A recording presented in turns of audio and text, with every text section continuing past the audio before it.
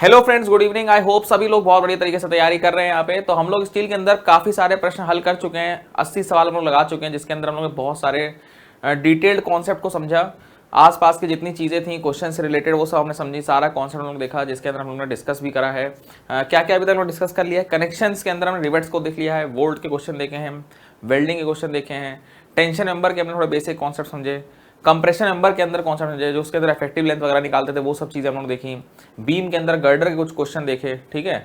हमने B/T ratio का significance समझा, उसका लोकल बकलिंग क्या सिग्निफिकेंस रहता है, लेटरल स्टेबिलिटी का क्या कॉन्सेप्ट है वो हमने देखा, बीम में किस तरह से लेटरल सोए हो जाता है जब हमारा सपोर्टेड कंप्रेशन फ्लैंज नहीं होता है तब, ठीक है। तो ये सारी चीज़ें हम लोगों ने देख ली थी। आज हम लोग और आगे बढ़ेंगे और कुछ नए प्रश्न हम लोग यहाँ पे बढ़िया तरीके से लगा रहे होंगे, ठीक है।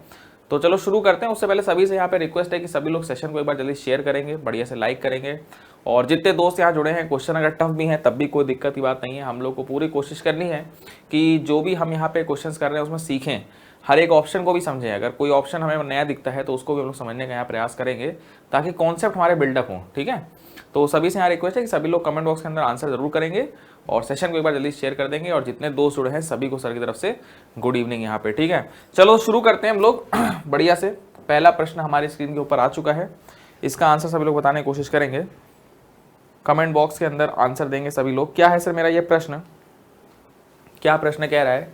कह रहा है कि एक प्लेट गर्डर डिजाइन जब हम करते हैं, ठीक है, तो rivets connecting the flange angles and flange plates have to be designed for. ये तो क्वेश्चन लग रहा है हो चुका है, तो जल्दी से आंसर देंगे सब लोग कमेंट बॉक्स के अंदर। जब हम प्लेट गर्डर डिजाइन करते हैं तो रिवेट्स जिनको हम कनेक्ट करते हैं फ्लैंज एंगल्स और फ्लैंज प्लेट के लिए, तो उनको किसके लिए डिजाइन करते हैं? तो बहुत आसान है ये, क्योंकि हम लोग ऑलरेडी देख चुके हैं क्वेश्चन, तो ये बहुत टफ नहीं है हमारे लिए सर, क्योंकि आपने बताया था हमको कि जब हम यहाँ पे प्लेट गर्डर डिजाइन करते हैं तो हम लोग बड़ी बड़ी 3 प्लेट्स लेते हैं, एक फ्लैंज के लिए सबसे ऊपर, फिर एक वेब के लिए, और फिर एक हमारा फ्लैंज के लिए, ठीक है। थोड़ा अब ठीक है, ये है ना। और सर यहाँ पे जो हम लोग एंगल्स यूज़ करते हैं, जो एंगल्स सर हम लोग यहाँ यूज़ करते हैं,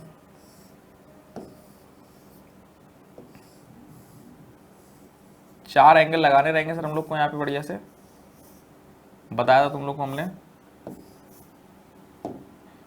तो ये जब हम लोग फ्लैंज एंगल को फ्लैंज प्लेट से जोड़ेंगे तो हम लोग का जो यहाँ पे बोल्ट है या रिवेट है, ये फ्लैंज प्लेट है सर, ये मेरी वेब प्लेट है। तो यहाँ पे जो मेरा ये बोल्ट है सर, हम देख सकते हैं यहाँ पे किसमें सर, सिंगल शियर में है, सिंगल शियर में। और जो यहाँ पे रिवेट लगा रहेगा जो वेब प्लेट से जुड़ेगा, वो रिवेट जो यहाँ पे हमारा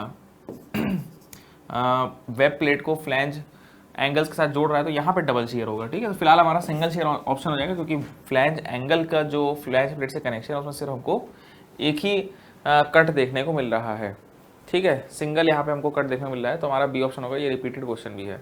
चलिए सर अगला प्रश्न लेते हैं हम लोग यहाँ पे, अगला सवाल यहाँ पे लेंगे, इसके बारे में थोड़ा सा हमको जरा बताओ कि gazetted base under what situation will a gazetted base will be provided in a column. हम लोग का जब गसेटेड बेस हम लोग प्रोवाइड करते हैं, तो ये गसेटेड बेस क्या होता है सर, ये भी हमें नहीं पता है, थोड़ा सा जरा आइडिया दीजिए कब प्रोवाइड करते हैं, ठीक है। कॉलम साइज लार्जर है, लेसर लोड है, बताओ जरा इसका आंसर दो हमको। अगर तुम लोग को आइडिया है तो बताने की कोशिश करो भाई यहाँ पे। सर हम लोग देखिए ऐसा करते हैं, जो हमारा कॉलम होता है ना, उसको हम लोग जिस जगह पे रखते हैं, जल्दी मान लीजिए नीचे कंक्रीट पेडेस्टल है, हम लोग रेलवे स्टेशन बहुत आमतौर पर जाते रहते हैं, तो वहाँ पे तुमने ज़रूर देखा होगा कि तुमको स्टील के कॉलम दिखाई देते हैं और नीचे एक कंक्रीट का एक पेडेस्टल होता है छोटा सा, जिसके ऊपर स्टील कॉलम आके रेस्ट कर रहा होता है, लेकिन वो डायरेक्टली नहीं रखा होता, उसके नीचे एक प्लेट होती है, ठीक है। वो प्लेट, ठीक है सर, देखो यहाँ पे हम तुमको बताते हैं तीन तरीके से फाउंडेशन है। एक हमारा स्लैब बेस होता है, एक हमारा गसेटेड बेस होता है, और तीसरा हमारा ग्रिलेज फाउंडेशन होती है, ग्रिलेज फाउंडेशन।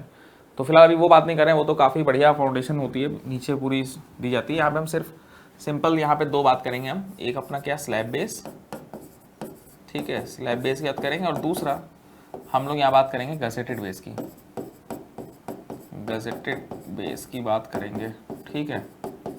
चलिए ठीक है सर, तो हमारा यहाँ पे सिस्टम हो गया है क्या, स्लैब बेस, यहाँ हो गया सर गसेटेड बेस, ठीक है। तो थोड़ा सा समझेंगे सर, स्लैब बेस में क्या होता है, हमारा जो कॉलम आ रहा होता है, हमारा जो आई कॉलम होता है उसमें नीचे हम लोग एक सिंपल सी स्लैब बेस देते हैं, पतली सी, उसकी थिकनेस निकालते हैं, उसका फॉर्मूला होता है, और ये मेरा कॉन्क्रीट का पेडेस्टल होता है, ठीक है, ये मेरा कॉन्क्रीट पेडेस्टल होता है, ये मेरी स्लैब बेस है सर, ये मेरी स्लैब बेस है, और ये मेरा ऊपर से अपना सिंपल कह सकते हैं आई सेक्शन का कॉलम हो गया अपना ISHB। सर ये जो स्लैब बेस होता है मेरा, ये लाइटर लोड्स के लिए होता है जनरली, ये लाइटर लोड्स के लिए होता है। और जब एक और बात यहाँ पे नोट करेंगे, पहली बात तो ये होगी सर लाइटर लोड्स के लिए होगा, और दूसरी बात यहाँ पे ये है कि जब सर आपका यहाँ मोमेंट ना लगे, आपका एकदम परफेक्टली एक्सियल लोड हो, ठीक है, मोमेंट नहीं आने चाहिए सर, छोटा मोटा लोड हो, सिंपल हम यहाँ पतली स्लैब बेस से अपने लोड हमारा कॉलम से स्लैब बेस में जाएगा और स्लैब बेस से नीचे कंक्रीट के पेडेस्टल में चला जाएगा, बस बात खत्म, वहाँ से फाउंडेशन अपना चला जाएगा, ठीक है। तो बहुत बेसिक सी चीज़ है, इसमें कोई कन्फ्यूजन तुम्हें नहीं होनी चाहिए, ठीक है सर, ये सिस्टम हो गया। फिर हमारी गसेटेड बेस होती है सर, वो क्या, इसमें मोमेंट भी जाना चाहिए। हाँ, अगर सर आप यहाँ समझिए, अगर आपने मान लीजिए लोड इसेंट्रिक लगाया, मोमेंट लगा दिया, तब हम लोग स्लैब बेस नहीं प्रोवाइड करेंगे, उस केस में हम लोग प्रोवाइड करेंगे गसेटेड बेस, ठीक है। गसेटेड बेस हम लोग तब प्रोवाइड करते हैं जब हमारा मोमेंट वगैरह होता है, लोड हमारा थोड़ा सा हैवी होता है, ज़्यादा होता है। तो सर अब बताइए आप हमको कि ये तो हमारा सर हो गया स्लैब बेस सिंपल सा, ठीक है। अब गसेटेड बेस की बात करेंगे तो देखिए गसेटेड बेस में सर क्या सिस्टम है कि हम लोग यहाँ पे एक प्लेट तो देते हैं, लेकिन साथ साथ यहाँ बगल में हम लोग एक गसेट प्लेट भी देते हैं, ठीक है, हम लोग यहाँ पे एक गसेट प्लेट भी देते हैं। तो उनको हम थोड़ा सा बना के दिखाते हैं, ज़्यादा समझ में आएगा। तो मान लीजिए सर ये मेरा कॉलम है नीचे सर ये मेरी एक बेस प्लेट भी है, लेकिन सर यहाँ पे हमने गसेट प्लेट ऐड कर दी, यहाँ पे एक हमने प्लेट ऐड कर दी है बगल में, ठीक है सर, यहाँ पे हमने एक प्लेट दी, इसको हम क्या बोलते हैं सर, इसको हम अलग इंक से दिखा देना ज़्यादा बढ़िया रहेगा। ये प्लेट जो हम यहाँ दे रहे हैं एक्स्ट्रा, इसी को बोल रहे हैं सर हम क्या, गसेट प्लेट। क्या बोलता हूँ सर मैं इसको, गसेट प्लेट बोलता हूँ। सर ये क्या करेगा, सर ये मजबूती लेके आता है कॉलम में। अगर मान लीजिए मोमेंट भी आ रहा है, मान लीजिए आपका सिंपल एक्सियल लोड या मोमेंट भी आ रहा है, तो भी कोई दिक्कत की बात नहीं है, आराम से लेगा। और बगल में सर आप यहाँ पे अपने क्लीट एंगल दे दीजिए, यहाँ पे क्लीट एंगल या गसेट एंगल ही बोलते हैं इसको। इधर जो एंगल हम लोग यहाँ देंगे, ये जो एंगल यहाँ पे देते हैं हम लोग, इसको हम लोग गसेट एंगल या क्लीट एंगल ही बोलते हैं, ठीक है, सपोर्ट के लिए। तो यहाँ एक्सक्यूज मी, हाँ, यहाँ तुम देख सकते हो मजबूती कितनी ज़बरदस्त आएगी, यहाँ तुम देख सकते हो कितनी ज़बरदस्त मजबूती आएगी, और यहाँ नीचे तो अपना पेडेस्टल दे दो। तो क्या फ़र्क निकल के आया, फ़र्क ये निकल के आया कि सर मैंने यहाँ पे एक गसेट प्लेट लगा दी दोनों तरफ, ताकि और मजबूती आ जाए हमारे पास, है ना। गसेट प्लेट सर ये कब प्रोवाइड करते हैं हम लोग, ये तब प्रोवाइड करते हैं जब हमारे थोड़े हैवियर लोड्स होंगे सर, और दूसरा आपका मोमेंट्स आ रहे होंगे, एक्सियल लोड ना होकर थोड़ा सा लोड अगर इधर उधर है इसेंट्रिसिटी के साथ, तो हमको मोमेंट्स यहाँ पे देखने को मिलेंगे, तब हम लोग जनरली गसेटेड बेस यूज़ करते हैं, थोड़ा हैवी पर्पज से, ठीक है। आई होप ये बात समझ में आ गई होगी। और फिर जो नीचे हमारी प्लेट होती है, इसको हम लोग अलग अपने एंकरिंग बोल्ट से बढ़िया से यहाँ पे जोड़ लेते हैं, ठीक है। तो ये हम समझ गए सर, ये column, gusset plate, gusset angle, ये अपनी बेस सिंपल सी, ये अपना पेडेस्टल। तो अब बताओ क्या ऑप्शन सही हो जाएगा यहाँ पे, जो ज्ञान हमने दे दिया उसके बाद बताओ जल्दी से आंसर क्या हो जाएगा मेरा। तो अब अगर हम समझें सर यहाँ पे, तो हमारा गसेटेड बेस हम तब प्रोवाइड करेंगे जब हमारा कॉलम यहाँ कैरी कर रहा होगा हायर लोड, है ना। डी जो लोग बता रहे हैं वो बिल्कुल सही बता रहे हैं, क्योंकि हमारा यहाँ पे हायर लोड जब होगा तभी सर हमारा यहाँ पे हम लोग गसेटेड बेस प्रोवाइड करेंगे। उम्मीद कर रहे हैं यहाँ पे सभी को बात समझ में आ गई होगी। क्लियर है भाई कॉन्सेप्ट। तुम चाहो तो वो डायग्राम वगैरह अच्छे से बना सकते हो, या हो पाए तो एक आइसोमेट्रिक व्यू देख लेना, ठीक है, जिसके अंदर तुमको पूरी ही चीज़ें बढ़िया से दिखाई देंगी। तो 82 का हमारा डी ऑप्शन सही हो जाएगा। चलिए बढ़ते हैं आगे सर, हम लोग समझ गए। और यहाँ तो देख सकते हो यहाँ पे कोई बगल में सिस्टम नहीं दिया गया, ठीक है, स्लैब बेस सिंपली तुम एंगल लगा के अपना काम खत्म कर दोगे यहाँ। चलिए ठीक है, तो यहाँ पे बल्कि एंगल लगाना भूल गए यार, यहाँ पे सिंपल एंगल तुम लगा सकते हो, ठीक है। यहाँ पे कोई प्लेट नहीं दी गई, देख सकते हो प्लेट नहीं दी गई है, प्लेट मिसिंग है, यहाँ प्लेट है, ठीक है। चलिए सर 83 क्वेश्चन हमारा आ गया स्क्रीन के ऊपर। 83 का प्रश्न हमारा यहाँ स्क्रीन के ऊपर आ गया है। बताओ भाई 83 क्वेश्चन बनाएंगे सब लोग। क्या कह रहा है सर मेरा क्वेश्चन कि which one of the following is most critical set for consideration in the design of rolled steel column carrying axial loads. मतलब जब हम लोग यहाँ पे स्टील कॉलम बनाते हैं जिसमें हमारा कंप्रेसिव एक्सियल लोड लगता है, तो वहाँ पे सबसे क्रिटिकल जो बात होती है डिज़ाइन में, जो हमें ध्यान में रखनी होती है, वो कौन सी बात है। पहला, percent elongation at yield at net sectional area. पहली एक बात तो समझ लो कि हम लोग जब कंप्रेशन का डिज़ाइन करते हैं तो वहाँ पे नेट सेक्शन एरिया की बात ही नहीं होती है सर। नेट सेक्शन की बात तो आपकी ये तब होती है जब हम लोग टेंशन पढ़ते हैं, जब हम लोग टेंशन पढ़ते हैं। नेट सेक्शन तो आपका टेंशन में आता है, कंप्रेशन में इसका कोई मतलब ही नहीं है, तो ये आपका कोई मतलब का रहा नहीं है ये ऑप्शन। ठीक है, तुम लोग कमेंट कर बताओ, कमेंट करके बताएंगे सब लोग। बी ऑप्शन मेरा क्या कह रहा है, critical bending strength and axial yield strength of the material. अभी क्रिटिकल बेंडिंग स्ट्रेंथ सर कौन सी होती है, थोड़ा बढ़िया लग रहा है, क्योंकि हमको एक कॉन्सेप्ट पता है सर, हमको कंप्रेशन के अंदर एक कॉन्सेप्ट पता है बढ़िया। क्या कॉन्सेप्ट है सर, कि जब हमारा कॉलम होता है, ये कॉलम अगर बहुत पतला है और लोड लगा रहे हैं हम, तो अपनी अल्टीमेट स्ट्रेंथ से पहले ही वो बकल कर सकता है, मुड़ सकता है। तो क्या पता सर, ये बकलिंग वाली जो स्ट्रेंथ होती है इसी को क्रिटिकल बेंडिंग स्ट्रेंथ बोल रहे हैं यहाँ पे। ठीक है,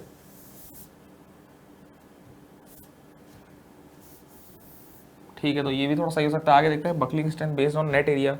नेट एरिया हटा दो, नेट से कोई मतलब नहीं है। ठीक है, नेट वेट यहाँ पे कहीं नहीं आएगा, नेट सिर्फ टेंशन में आता है और कंप्रेशन में ग्रॉस आता है, इस बात को याद रखेंगे। ठीक है सब लोग, कि टेंशन में हम लोग हमेशा नेट एरिया की बात करते हैं और कंप्रेशन में हम लोग हमेशा ग्रॉस एरिया की बात करते हैं। ठीक है, तो नेट तो देखते हटा दो। लास्ट ऑप्शन बोल रहा है compressive strength based on slenderness ratio. Sir देखिए, हम लोग जब डिज़ाइन करते हैं तो हम लोग स्लेंडरनेस रेशियो निकालते हैं हमेशा, जो कि होती है इफेक्टिव लेंथ, जो हमारी अनसपोर्टेड लेंथ है उसमें हम के इंटू करते हैं, जो कि एंड कंडीशंस डिपेंड करता है। आज हम लास्ट क्लास के अंदर हमने के की सारी वैल्यूज भी डिस्कस करी थी। ठीक है, लास्ट टू लास्ट क्लास के अंदर, अपॉन आर मिनिमम। तो सर लेमडा के बेसिस पे ही हम लोग क्या करते हैं, अभी जो लेटेस्ट सिस्टम चल रहा है लेमडा के बेसिस पे। ठीक है सर, आपका यील्ड स्ट्रेंथ के बेसिस पे और बकलिंग क्लास के बेसिस पे हम लोग यहाँ पे परमिसिबल स्ट्रेस निकालते हैं कॉलम के अंदर, कि कितना परमिसिबल स्ट्रेस होगा। तो कुल मिलाकर स्लेंडरनेस रेशियो ही सब कुछ है अपने लिए। ठीक है, हमारा कंप्रेसिव मेंबर में स्लेंडरनेस रेशियो अगर कम ज़्यादा होगी तो उसी से सर हिसाब किताब इसका बनेगा कि कितना स्ट्रेस हम लोग यहाँ पे मैक्सिमम कॉलम के अंदर दे सकते हैं। इसका ग्राफ अगर तुम देखो तो ग्राफ कुछ इस प्रकार के बनते हैं, कुछ इस प्रकार का, ए के लिए, बी के लिए, फिर सी के लिए, कुछ डी के लिए, इस प्रकार के कुछ ग्राफ बनते हैं। इधर सर मेरा जो है सिग्मा रहता है, इधर मेरा लेमडा रहता है। ठीक है, हम देख सकते हैं जैसे जैसे लेमडा मेरा बढ़ रहा है, ध्यान से देखेंगे सब लोग, लेमडा जैसे जैसे मेरा बढ़ रहा है हमारे जो परमिसिबल स्ट्रेस की वैल्यू घट रही है ना। मतलब आप ये कह सकते हैं कि लेमडा, अब दिख रहा होगा, हाँ, लेमडा जैसे जैसे बढ़ेगा वैसे वैसे मेरा हम ये कह सकते हैं कि हमारा कॉलम का मेंबर, कॉलम है या उसके अंदर जो मेंबर हैं वो वीक पड़ने लगेंगे और उनके अंदर हम ज़्यादा परमिसिबल स्ट्रेस नहीं दे सकते, ज़्यादा नहीं दे सकते सर, नहीं प्रॉब्लम हो जाएगी। ठीक है, तो उनका पतला पड़ने की वजह से बढ़ रहा है, स्लेंडरनेस बढ़ रही है, जिससे उनके अंदर की जो परमिसिबल स्ट्रेस है वो घट रही है। ठीक है, तो ये हमारा डी ऑप्शन बिल्कुल सही है। कॉलम के अंदर हम लोग जो डिज़ाइन स्ट्रेस बोलते हैं, निकालते हैं, वो हम लोग स्लेंडरनेस कैलकुलेट करने के बाद ही निकालते हैं। कॉलम के डिज़ाइन में स्टेप ही नंबर 1 ही यही होता है कि सबसे पहले स्लेंडरनेस निकालो, उसके बाद आगे बात करो, उसके बाद ट्रायल सेक्शन लो, उसके बाद चीज़ें करेंगे। ठीक है, तो सब कुछ यहाँ पे स्लेंडरनेस से शुरू होता है। चलिए सर, तुम्हारा डी ऑप्शन यहाँ पे सही होगा, जैसा कि बच्चे बता भी रहे हैं। ठीक है, अगला प्रश्न काफ़ी यहाँ पे हम लोग को आसान प्रश्न देखने को मिल रहा है। क्या कह रहा है मेरा ये प्रश्न, the slenderness ratio of a column is 0। Lambda की वैल्यू 0 कब होगी सर, यहाँ ये पूछ रहा है ना। लेमडा का फॉर्मूला तो आपने मुझे समझा दिया, ये आपने बता रखा है कि L अपॉन R। अब मुझे ये बताइए सर, लेमडा 0 कब हो जाएगा। जब देखिए इसमें 2-3 चीज़ें बन सकती हैं, या तो आपकी ऊपर लेंथ 0 हो जाए, या तो आपका R इनफाइनाइट हो जाए। भाई केस नंबर 1 ये है, केस नंबर 2 ये है। लेंथ 0 करे तो ये 0, वरना R को इनफाइनाइट करे तो 0। दो ही संभावना है। मतलब आप रेडियस ऑफ गायरेशन को बहुत बढ़ाइए। अगर आप बिल्टअप सेक्शन ले रहे हैं तो उसको एकदम दूर रखिए ताकि रेडियस ऑफ गायरेशन बढ़े, है ना। इस तरह से सिस्टम देखना हम लोग को। तो ठीक है, जब अब यहाँ पे इन्होंने बोला है व्हेन इट्स लेंथ, इन्होंने यहाँ पे रेडियस ऑफ गायरेशन को मतलब ही नहीं रखा, लेंथ की बात कर रहा है ये। तो बताओ लेंथ क्या हो, लेंथ क्या हो। ये सर पहला ऑप्शन बढ़िया लग रहा है, लेंथ अगर 0 होगी तो स्टैंडर्ड 0 होगा, फॉर्मूले से तो बढ़िया लग रहा है।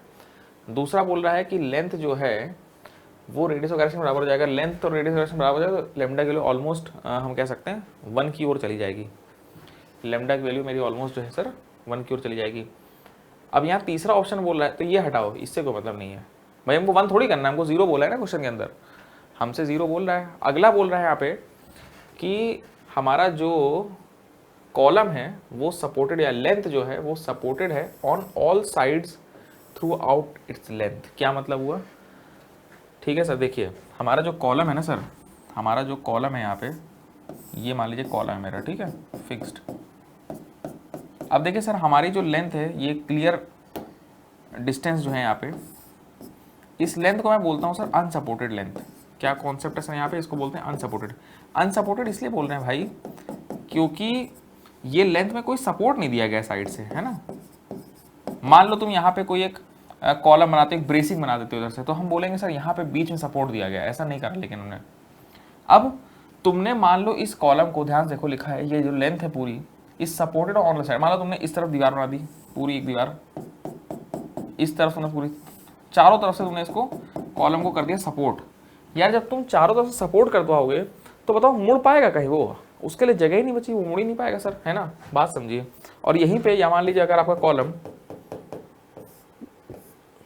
यहीं पे, अगर हम ये मान के चलें कि मेरा कॉलम सर खुला रहता चारों तरफ से, तो अगर हम देखते सर कम से कम इस तरह से मुड़ तो पाता ही है, तो हमको यहाँ पे कुछ ना कुछ इफेक्टिव लेंथ तो दिखती को मिलती, जहाँ पे ये बेंड कर पा रहा है, जहाँ पे आराम से बेंड कर पा रहा है, ठीक है। तो यही ऑप्शन सही है। अगर हम कॉलम को चारों तरफ से सपोर्ट कर देंगे तो अनसपोर्टेड लेंथ खत्म हो जाएगी। जब अनसपोर्टेड लेंथ ही खत्म हो गई तो कॉलम की बकलिंग की, मुड़ने की बात ही खत्म हो जाएगी। तो हमारा यहाँ पे सी ऑप्शन। अब लेंथ 0 तो नहीं करेंगे यार भाई, कॉलम के लेंथ को 0 कर देंगे तो फिर कॉलम किस बात का। तो ए ऑप्शन से बेहतर यहाँ पे सी ऑप्शन है, जैसा कि बालक लोग बता भी रहे हैं, ठीक है। चलिए सर अगला प्रश्न लेंगे हम लोग। कॉन्सेप्ट क्लियर हो गया कि हम लोग की जो अनसपोर्टेड लेंथ होती है, उस अनसपोर्टेड लेंथ में से कुछ ही लेंथ ऐसी होती है जो मुड़ सकती है, ठीक है। कंप्रेसिव लोड अगर लगेगा तो कुछ ही लेंथ है जो हमारी मुड़ सकती है, ठीक है। चलिए सर अगला प्रश्न लेंगे यहाँ पे हम लोग। अगला प्रश्न कुछ अलग टाइप का प्रश्न है भाई, ये प्रश्न तो हमारे लिए भी एकदम नया है, अलग टाइप कुछ प्रश्न आ गया सर यहाँ पे।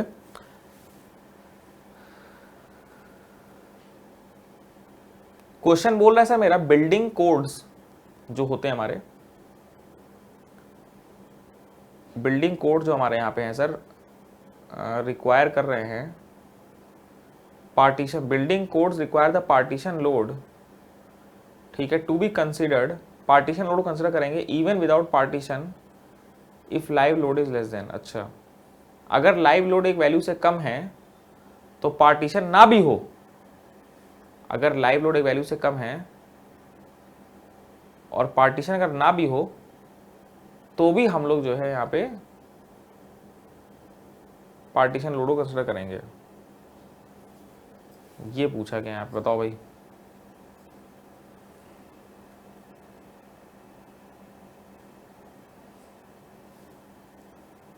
क्या आ रहा है दिमाग में सभी? क्या फैक्चुअल क्वेश्चन है, याद ही करना है, इसमें कुछ दिमाग तो लगना नहीं है।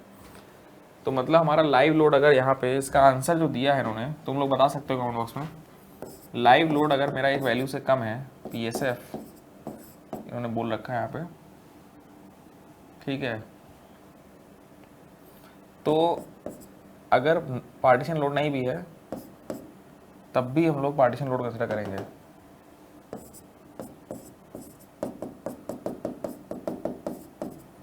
पार्टीशन लोड कंसिडर होगा even if it is not there. तो इसका आंसर है 80। सही बता रहे हैं सब लोग, है ना, 80 सही जवाब है बिल्कुल। 80 PSF यहाँ पे आंसर हो जाएगा। चलो थोड़ा सा अनोखा क्वेश्चन है ये, थोड़ा सा नया टाइप का। तो पार्टीशन नहीं भी है तब भी पार्टीशन लोड यहाँ पे लिया जाएगा क्योंकि लाइव लोड बहुत कम है, ठीक है। तो लाइव लोड अगर बहुत कम है तो पार्टीशन लोड फिर ले लिया जाता है। चलिए अगला प्रश्न मेरा आ गया है 86 प्रश्न। 86 का उत्तर देंगे भाई सब बालक।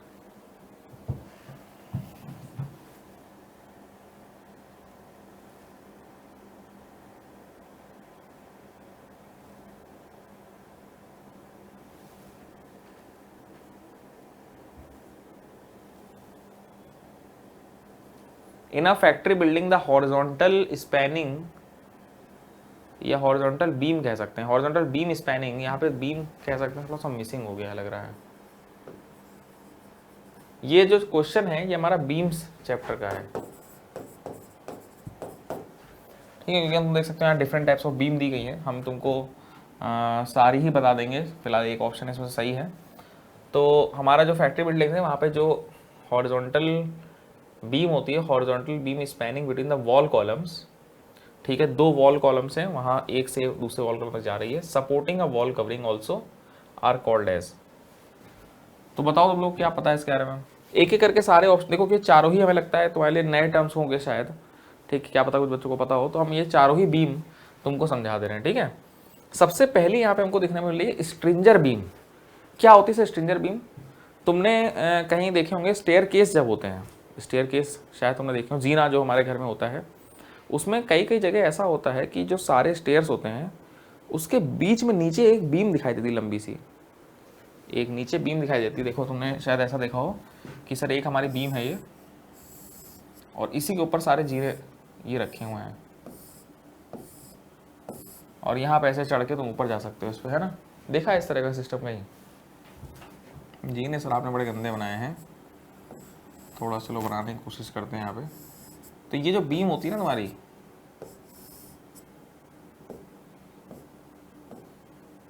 अब थोड़ा सा माहौल बन गया हल्का सा, लग रहा जीना जैसा कुछ, चलो जो है वही है? तो ये जो तुम नीचे ये बीम देखिए, इसके नीचे इसके ऊपर जीना हमारा रखा रहता है, मतलब सपोर्टेड रहता है, ये जो बीम है इसको बोलते हैं स्ट्रेंजर बीम। इस बीम को बोला जाता है सर कौन सी बीम? स्ट्रेंजर बीम, ठीक है, चलिए सर बढ़िया समझ गए। तो स्ट्रेंजर बीम हमारा जुड़ा हुआ है, ये जो टर्म है ये हमारा जुड़ा हुआ है स्टेयर केस से, स्टेयर केस से ये जुड़ा हुआ हमारा मामला है, ठीक है, चलिए ये बात हमको क्लियर हो गई सर। दूसरा टर्म हमको यहाँ दिख रहा है ट्रिमर, तो ये तो ऑप्शन नहीं है सर, ये ऑप्शन नहीं होगा क्योंकि यहाँ पे इन्होंने कुछ अलग पूछ रखा है।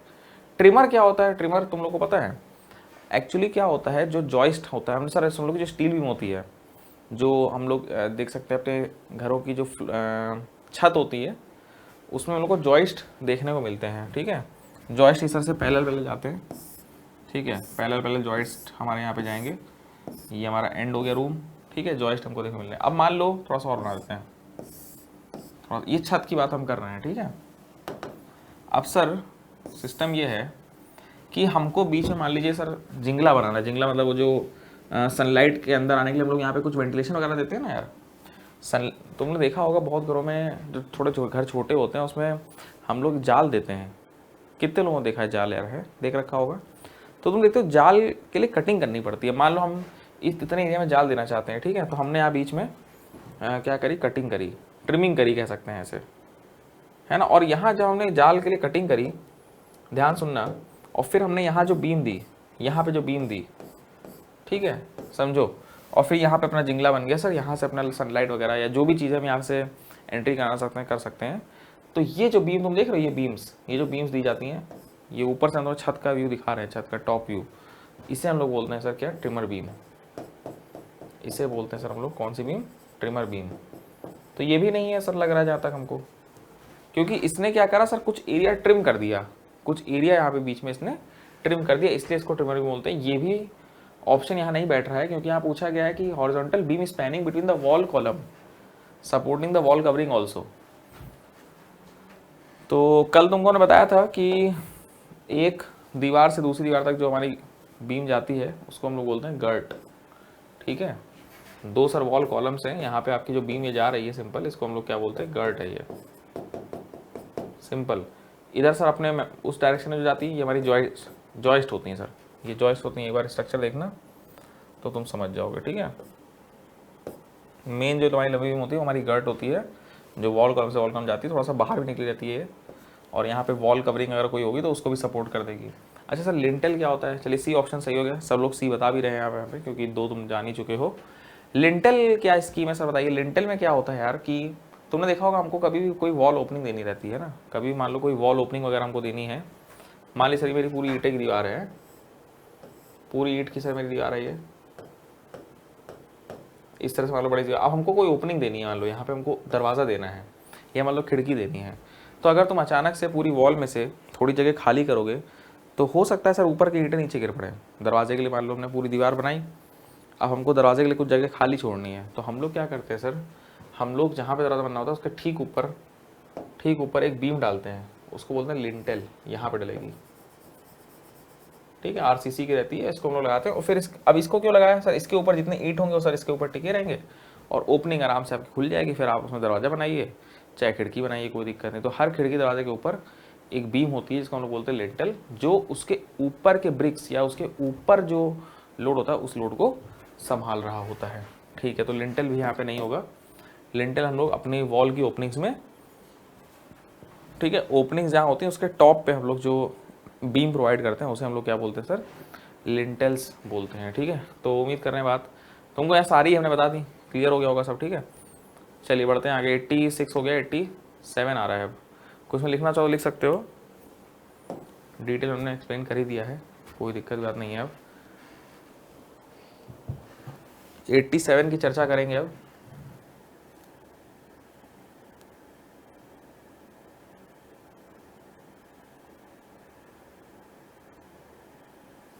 बहुत आसान क्वेश्चन है कि structural member subjected to compressive force in a direction parallel to its longitudinal axis is called.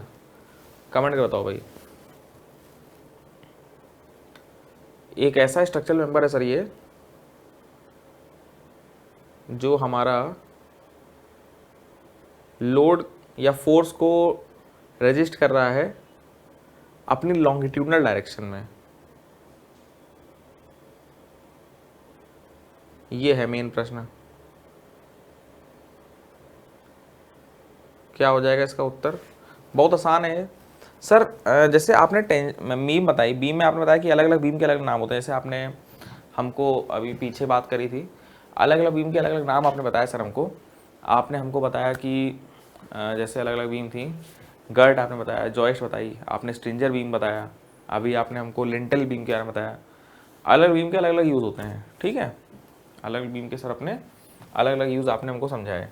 तो इसी प्रकार से जब हमारे कंप्रेशन मेंबर होते हैं, कंप्रेशन मेंबर को भी जब हम लोग अलग अलग जगह यूज़ करते हैं, ठीक है, तो कंप्रेशन मेंबर को जब हम लोग अलग अलग जगह यूज़ करते हैं तो उनके भी नाम अलग अलग हो जाते हैं।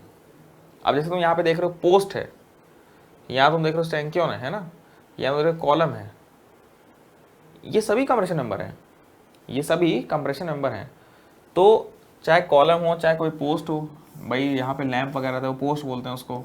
ठीक है, स्टैंक्योन हमारा जो मेंबर होते हैं पतले पतले उनको भी स्टैंक्योन बोलते हैं हम लोग। तो ये सभी मेंबर जो है सर आपके, ये सभी लॉन्गिट्यूडनल एक्सिस के अबाउट अपना लोड लेते हैं। ठीक है, तो हमारा ऑप्शन यहाँ पे डी सही हो जाएगा। डी सभी लोग सही बता रहे हैं। ठीक है, डी सभी लोग एकदम सही बता रहे हैं, चाहे कोई भी हो यहाँ पे, कॉलम पोस्ट स्टैंक्योन सभी यहाँ पे हमारे सही हो जाएंगे, जो कि कंप्रेसिव लोड अपनी लॉन्गिट्यूडनल एक्सिस के अबाउट लेंगे।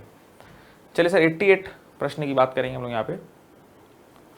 88 प्रश्न मेरा यहाँ पे क्या कह रहा है, चर्चा होगी अब इसके ऊपर।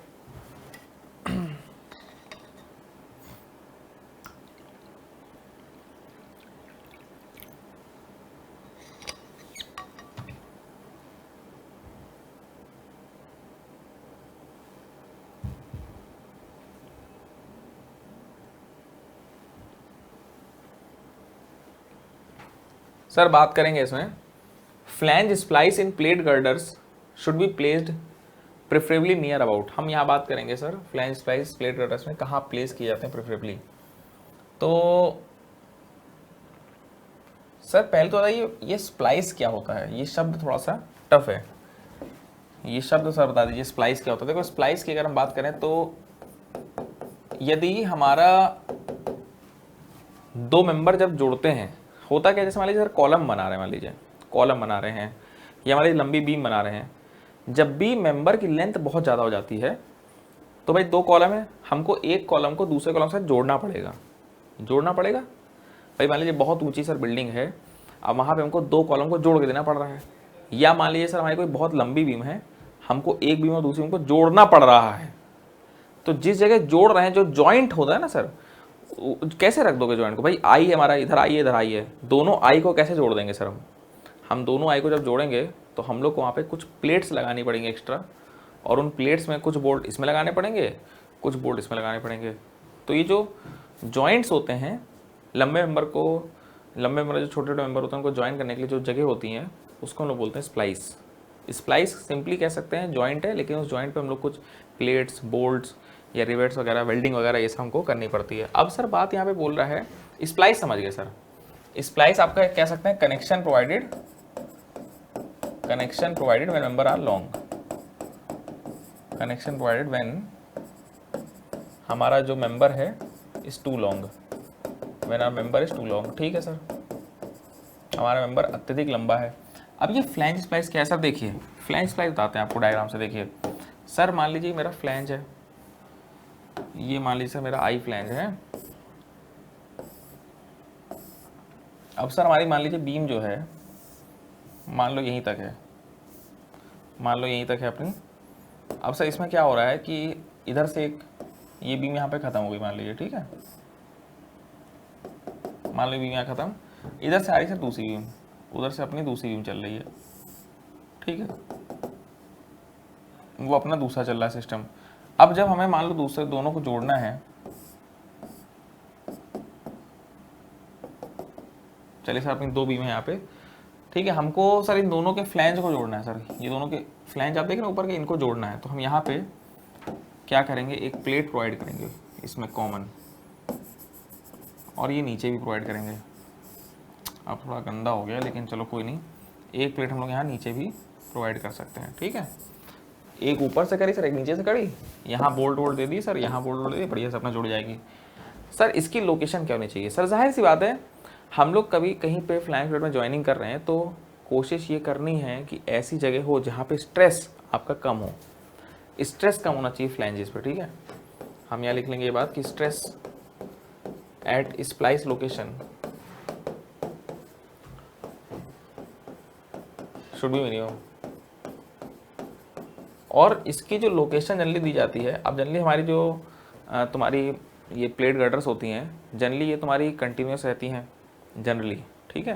तो इसमें जो बेंडिंग मोमेंट डायग्राम हमारा बनता है, उस बेंडिंग मोमेंट डायग्राम के हिसाब से अगर हम बात करें तो कहीं पे कह सकते हैं क्वार्टर स्पैन के आसपास, ठीक है। अगर मान लो हमारी बीम है तो लगभग यहाँ पे नेगेटिव मोमेंट रहता है, क्वार्टर स्पैन के आसपास बेंडिंग मोमेंट कहीं जीरो हो जाता है, क्वार्टर स्पैन के आसपास कहीं बेंडिंग मोमेंट हमारा जीरो हो जाता है। बेंडिंग मोमेंट की ही बात इसलिए कर रहे हैं क्योंकि बेंडिंग मोमेंट में जब हम बेंडिंग स्ट्रेस का डायग्राम बनाते हैं सर, तो बेंडिंग स्ट्रेस के डायग्राम में आप देख सकते हैं टॉप पे आपका कंप्रेशन सबसे ज़्यादा होता है, बॉटम में टेंशन सबसे ज़्यादा होता है। तो जो फ्लैंजेस होते हैं, फ्लैंजेस में जो बेंडिंग स्ट्रेस होंगे वो बहुत अधिक होंगे क्योंकि फ्लैंज आपका टॉप पे है और बॉटम पे है, तो बेंडिंग स्ट्रेस वहाँ पे ज़्यादा होगा। तो हमें ऐसी जगहों पे ये फ्लैंज स्लाइस देने हैं जहाँ पे बेंडिंग स्ट्रेस मिनिमम हो। अब बेंडिंग स्ट्रेस जो मेरा फॉर्मूला होता है उसका फॉर्मूला सर होता है m/z। तो बेंडिंग स्ट्रेस को अगर मुझे कम करना है तो मोमेंट भी मुझे कम करना पड़ेगा। तो पूरे बीम सेक्शन में मैं ऐसी जगहें ढूंढूंगा जहाँ पे मेरा मोमेंट कम से कम हो, यही बात है यहाँ पे। तो यही हमारा क्वेश्चन पूछ रहा है कि हम लोग स्प्लाइस कहाँ देंगे जहाँ पे हमारा मोमेंट कम से कम हो, ताकि हमारे बेंडिंग स्ट्रेस कम जनरेट हो। बेंडिंग स्ट्रेस अगर कम जनरेट होंगे सर तो हमारा यहाँ पे फ्लैंज को दिक्कत नहीं होगी, क्योंकि जो ऊपर फ्लैंज स्प्लाइसिस लगी है ना, स्प्लाइसिस लगी मेंबर्स, उसमें ज़्यादा लोड नहीं जाएगा, ठीक है। तो हमारा सी ऑप्शन यहाँ से हो जाएगा जो तुम लोग सोच रहे हो। क्लियर। हाँ, तो इसकी लोकेशन सर क्या होनी चाहिए, आपने भी बनाई तो क्वार्टर स्पैन के आस आपका जो मोमेंट बेंडिंग और डायग्राम है वो साइन चेंज कर रहा है, तो नियर क्वार्टर स्पैन इनको हम जल्दी प्रोवाइड करते हैं। ये भी तुम याद कर सकते हो, अगर तुमसे कोई पूछता है, ये भी क्वेश्चन बनता है, तो हमने दोनों ही क्वेश्चन तुमको पढ़ा दिए हैं कि हम लोग फ्लैंज स्लाइस को कहाँ प्रोवाइड कर सकते हैं, तो तुम बता सकते हो near the quarter span, near the quarter span, ठीक है। चलिए ओके सर, एकदम आसान बात है, सी ऑप्शन यहाँ पे हमारा सही जाएगा।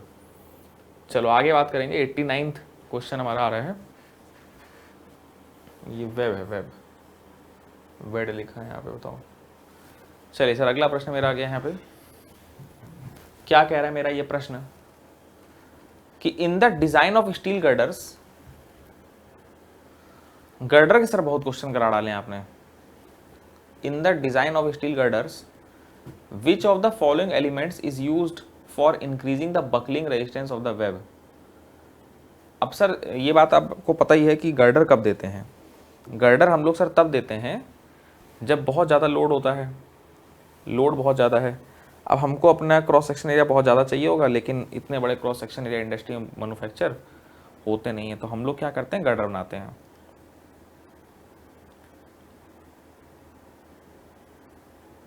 हम लोग क्या करते हैं, गर्डर बनाते हैं। बताओ भाई आंसर। तो अब सर गर्डर के जो वेब होते हैं बीच के पोर्शन, आपने बोला 3 प्लेट जोड़ दो, फ्लैंज, 2 फ्लैंज और 1 वेब, तो वेब बड़े गहरे और लंबे लंबे होते हैं सर, है ना। तो होता क्या है कि जब वेब आपके बहुत गहरे और लंबे लंबे होंगे तो यहाँ पे आप देख सकते हैं सर बकलिंग की संभावना उसमें बनेगी। ठीक है सर, वेब आपके जब बहुत गहरे गहरे होंगे सर, ये वेब है आपका, ये आपकी फ्लैंज, ये सर आपका नीचे का फ्लैंज। अब ये क्योंकि बहुत डीप है तो आप सर देख सकते हैं लोड जब ऊपर से कोई पास करेगा तो ये आपका मुड़ सकता है, बकलिंग संभावना बनेगी। तो वेब में बोल रहा है कि बकलिंग ज़्यादा ना हो, इसके लिए क्या करेंगे सर, इसके लिए हम लोग क्या करते हैं, कोड में पूरा प्रोविजन है, हम लोग प्रोवाइड करते हैं। कौन बता रहा है यहाँ पे आंसर, बिल्कुल सही जा रहे हो तुम लोग, है ना, सही बता रहे हैं सभी लोग, बिल्कुल सही। यहाँ सभी लोग वेब स्टिफनर्स का जा रहे हैं क्योंकि हम लोग यहाँ साइड में वेब स्टिफनर्स देंगे, पतली प्लेट होती हैं। कल तुमको ने यही बताया था कि वेब का जो स्टिफनर जो होता है उसका आउटस्टैंड कितना होता है, 12T, ये भी बात हुई थी ना। तो ये जो हमारे लंबे लंबे स्टिफनर्स हम लोग वेब के जस्ट बगल में प्रोवाइड करते हैं ताकि वेब मुड़े ना। इन तरह के स्टिफनर्स पर मैं क्या बोलता हूँ सर, इन तरह के स्टिफनर्स को मैं बोलता हूँ ट्रांसवर्स स्टिफनर्स।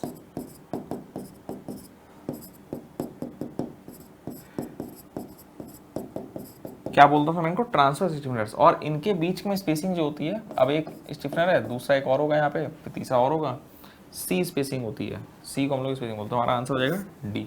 अब सर ये लोड बेयरिंग क्या होता है सर, लोड बेयरिंग स्टिफनर रहेगा ठीक लोड के नीचे, जहाँ लोड लगता है ना सर उसके ठीक नीचे आपका जो वेब है वो मुड़ सकता है, तो वहाँ पे हम लोड बेयरिंग स्टिफनर दे देंगे। ठीक है। और लॉन्गिट्यूडनल स्टिफनर सर क्या होंगे, जो लंबे लंबे दिए जाते हैं, वो जो ऊपर दिए जाते हैं सर, ऊपर एक्चुअली क्या कंप्रेशन बहुत ज़्यादा है, ऊपर आपका कंप्रेशन बहुत ज़्यादा है, तो कंप्रेशन दबाव क्रिएट करेगा जिससे हमारा ये जो ऊपर का पोर्शन है ये इधर उधर भाग सकता है, क्योंकि ऊपर कंप्रेशन है तो इधर या उधर भाग सकता है। इसकी वजह से हम लोग लंबे लंबे भी यहाँ पे स्टिफनर देते हैं जब वेब की गहराई बहुत ज़्यादा हो जाती है। वेब की गहराई अगर बहुत ज़्यादा हो गई तो हमारा ये पूरा प्लेट कटर साइड में भी मुड़ सकता है बहुत आराम से, तब हम लोग लॉन्गिट्यूडनल स्टिफनर भी यहाँ पे प्रोवाइड कर सकते हैं। ठीक है। तो हमारा चलो फिलहाल इससे कोई मतलब नहीं, ये हमारा तब जब बहुत गहरा हो, ये थोड़े गहरे होने पे देते हैं। अगर बहुत कम गहरा है हमारा ये जो वेब है तब ना हम ट्रांसफर स्टिफनर देंगे वेब वाले, ना लॉन्गिट्यूडनल देंगे। अगर हमारे वेब की गहराई जो डी है वो कम है काफ़ी, तो बल्कि D/T रेशियो 90 से कम होता है तो हम लोग कुछ भी प्रोवाइड नहीं करते हैं, तो हम लोग कुछ भी प्रोवाइड नहीं करते हैं। चलो अगला उत्तर बताओ, method of design of steel framework for greatest rigidity. Rigidity सबसे अधिक बोल रहा है क्वेश्चन, मेरा 90 क्वेश्चन आ गया है सर, रिजिडिटी सबसे अधिक बता रहा है।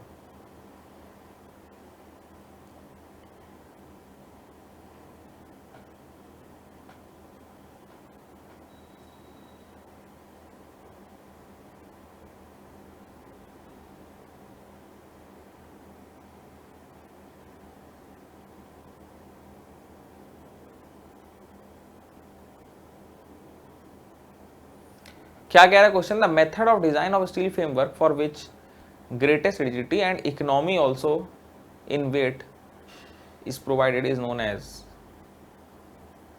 तो पहला ऑप्शन तुम्हारा क्या है, सिंपल डिजाइन, दूसरा ऑप्शन क्या है, सेमी रिजिड, तीसरा है फुल्ली रिजिड। देखो पहला जो ऑप्शन हमारा है सिंपल डिजाइन, उसमें तुम ये देख सकते हो कि सिंपल डिजाइन में हम लोग की जो कनेक्शन होती है वो एकदम फ्लेक्सिबल होती है,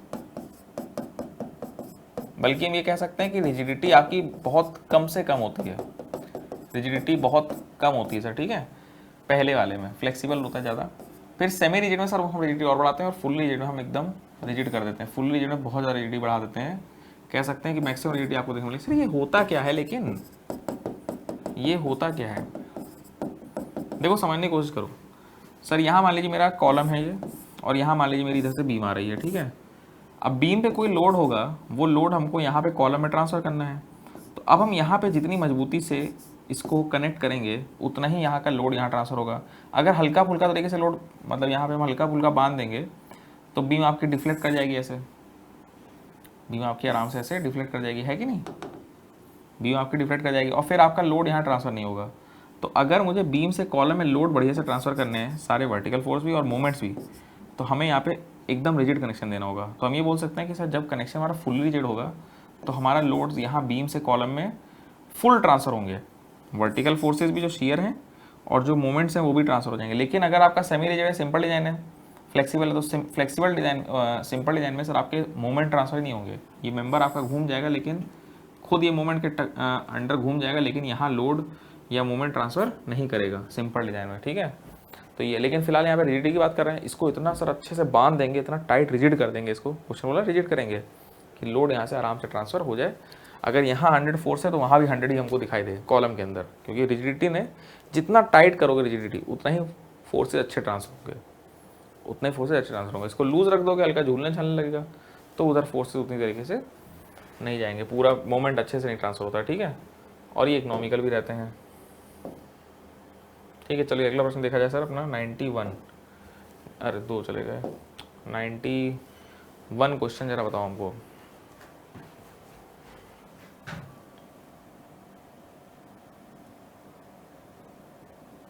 नाइन्टी वन का जरा आंसर सभी लोग हमको देंगे, बताओ भाई।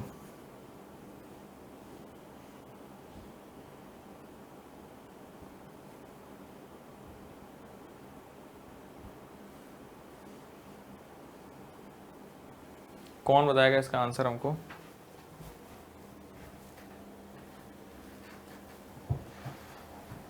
कि अगर हमारे अपर कॉलम की जो डेप्थ है वो काफ़ी कम है, बोला much smaller than the lower column, तो हम लोग क्या क्या प्रोवाइड करते हैं?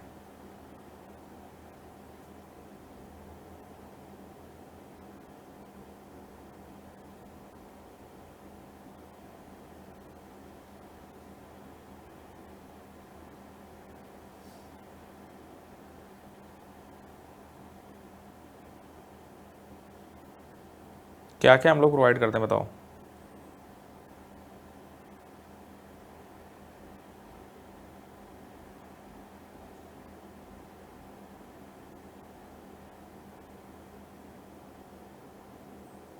तो सर अगर हम यहाँ पे चर्चा करें,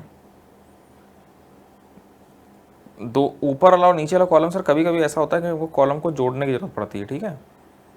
कभी कभी ऐसा हो जाता है कि हमको कॉलम्स को जोड़ने की ज़रूरत पड़ सकती है, कोई बड़ी चीज़ नहीं है, ठीक है। लेकिन ऐसा हो सकता है कि ऊपर वाला कॉलम और नीचे वाले कॉलम का जो क्रॉस सेक्शन है उसका एरिया एकदम सेम हो, कि वो एक दूसरे के ऊपर सेट हो जाए, आराम से एक दूसरे के ऊपर वहाँ पे सेट हो जाए, ठीक है। ऐसा हो सकता है सर कि हम इसमें देखो, इसमें हमारे 4 केस बनते हैं इसमें सर। अगर हम बात करें तो हमारे यहाँ पे 4 केस बनते हैं सर। अगर आपका कॉलम ऊपर वाला जो है, एक सेकेंड देखना ध्यान से सर, अगर ऊपर वाला कॉलम आपके नीचे वाले कॉलम के एकदम बराबर है, ठीक है, ऊपर वाला जो कॉलम है आपका उसका सेक्शन नीचे वाले के बराबर एकदम, एरिया बराबर हो रहा है, तो आप सीधे सीधे इसको एक दूसरे के ऊपर रेस्ट करा देंगे। हमने रोक दिया यहाँ पे, लेकिन हम यहाँ पे पूरा का पूरा इसके ऊपर रेस्ट करा सकते थे। इसको सर बोलते हैं सर, एक कॉलम को कंप्लीट बेयरिंग। कंप्लीट बेयरिंग मतलब आपके दोनों कॉलम का जो यहाँ लिखा, तब ऐसा नहीं होगा, अपर कॉलम लोअर कॉलम दोनों की डेप्थ जो होगी, दोनों की डेप्थ सेम होगी, तो हमारी कंप्लीट बेयरिंग हो जाएगी यहाँ पे। और सिंपल सर हमें यहाँ पे क्या करना रहेगा, सिंपल सर हम यहाँ पे अपनी फ्लैंज स्प्लाइसेस प्रोवाइड कर देंगे बगल से, ठीक है। इनसे हम यहाँ पे जोड़ देंगे और इससे कॉलम में इसमें हमारा लोड ट्रांसफर हो जाएगा, ठीक है। दूसरा केस यहाँ पे ये होता है, दूसरा केस सर मेरा यहाँ पे ये होता है कि समझेंगे ध्यान से, अब ऊपर का कॉलम छोटा पड़ रहा है, ठीक है, ऊपर का कॉलम मेरा छोटा पड़ रहा है, तो थोड़ा अगर छोटा पड़ता है, ठीक है, ध्यान सुनना, अगर सर ऊपर का कॉलम थोड़ा छोटा पड़ रहा है, थोड़ा, ज़्यादा नहीं, शब्द को समझेंगे, थोड़ा छोटा पड़ रहा है, तो सर हम लोग यहाँ पे क्या करेंगे, थोड़ा छोटा पड़ रहा है तो हम लोग यहाँ पे एक फिलर प्लेट लगा देंगे। जगह को भरने के लिए हम लोग यहाँ पे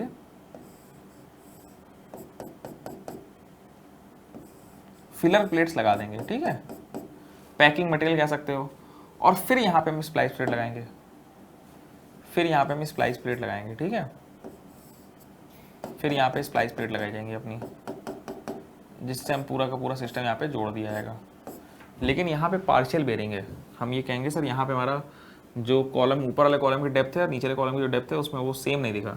और यदि ऐसा हुआ सर, ये समझ गए कि नहीं बताओ, जगह अगर बच रही है तो हम लोग को कुछ पैकिंग मटेरियल रखना पड़ेगा बीच में, ठीक है, पैकिंग मटेरियल रखने के बाद ही हम यहाँ पे आगे उसको जोड़ पाएंगे। अब मान लीजिए सर ऐसा हो गया कि आपका ऊपर वाला कॉलम बहुत ही छोटा है, मान लो सर नीचे वाला कॉलम सर इतना बड़ा है, ऊपर वाला कॉलम सर इतना छोटा है। अब बताइए सर बड़ा गैप आ गया, तब यहाँ पे क्या करेंगे, बीच में एक बेयरिंग प्लेट भी देते हैं। फिर यहाँ पे हमको मजबूरन क्या करना पड़ेगा, एक बेयरिंग प्लेट देनी पड़ेगी, बल्कि कॉलम ज़्यादा नहीं बनेगी, बराबर ही रहेगी, ठीक है। अब कॉलम, ऊपर वाले कॉलम सर बड़ा छोटा पड़ गया जैसा क्वेश्चन बोला है मेरा, तो यहाँ पे सर हम एक बेयरिंग प्लेट देंगे और उसका जो साइज होगा वो नीचे वाले कॉलम के बराबर रहेगा। पहला बेयरिंग प्लेट। दूसरा, हम लोग को यहाँ पूरी पैकिंग भी करनी पड़ेगी, यहाँ हमको पैकिंग मटेरियल भी देना पड़ेगा, और उसके बाद हम यहाँ पे स्प्लाइस प्लेट देंगे, स्प्लाइस प्लेट देंगे, ठीक है। ये हमारी स्प्लाइस प्लेट्स होंगे। तो सर जब कॉलम की डेप्थ बहुत कम होती है, मतलब आपने सभी केस बता दिए कि बराबर है, थोड़ा कम है ना, ये हो गया स्प्लाइस प्लेट। और फिर यहाँ पे हम लोग इसको ऐसे बढ़िया से अपना कनेक्ट कर देंगे और अपना यहाँ पे लोड ट्रांसफर हो जाएगा। तो सर आपने बताया हम लोग क्या कर रहे हैं, सर यहाँ पैकिंग प्लेट्स या फिलर प्लेट्स देते हैं, नीचे आपकी बियरिंग प्लेट भी है और स्प्लाइसेस भी हैं। तो अब ऑप्शन पढ़ते हैं हम लोग। अब हमने तीनों तुमको केस बता दिए हैं, ऑप्शन अगर देखेंगे सर, तो अगर हमारी डेप्थ अपर कॉलम की काफ़ी कम है, मच स्मॉलर है, तो हम लोग क्या करेंगे sir, bearing plate are provided with column splice, सही है।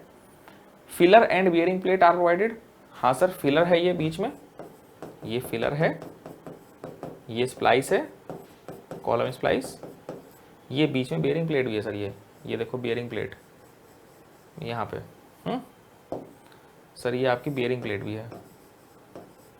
तो यहाँ पढ़ रहे हैं filler plate are provided with column splice. अच्छा अगला क्या है, नाइदर फिलर, ये तो नहीं, नाइदर नहीं होगा। कौन सा ऑप्शन से, बी सही बता रहे तुम लोग, बिल्कुल सही है हमारा, बियरिंग प्लेट। तो हम यहाँ बोलेंगे सर कि सब कुछ देना पड़ेगा, फिलर प्लेट भी देना है, बियरिंग प्लेट देना है, और कॉलम स्प्लाइस तो रहेगा ही रहेगा, कॉलम स्प्लाइस तो रहेगा ही रहेगा। बी ऑप्शन हमारे यहाँ सही हो जाएगा, ठीक है। आसान है भाई प्रश्न, आसान तो नहीं कहेंगे, जिनको नहीं पता उनके लिए तो टफ हो जाएगा। वैसे ये क्वेश्चन नॉर्मल 91 अपना समाप्त हो गया। अगला बढ़ते हैं सर, अगले प्रश्न को लिया जाए 92nd क्वेश्चन बताना है सभी को।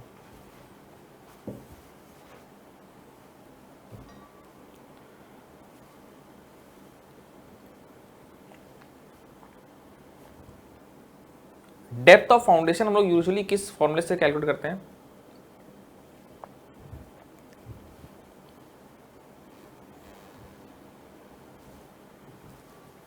डेप्थ ऑफ फाउंडेशन यूजुअली हम लोग किस फॉर्मूले से कैलकुलेट करते हैं बताओ, जिनको पता है।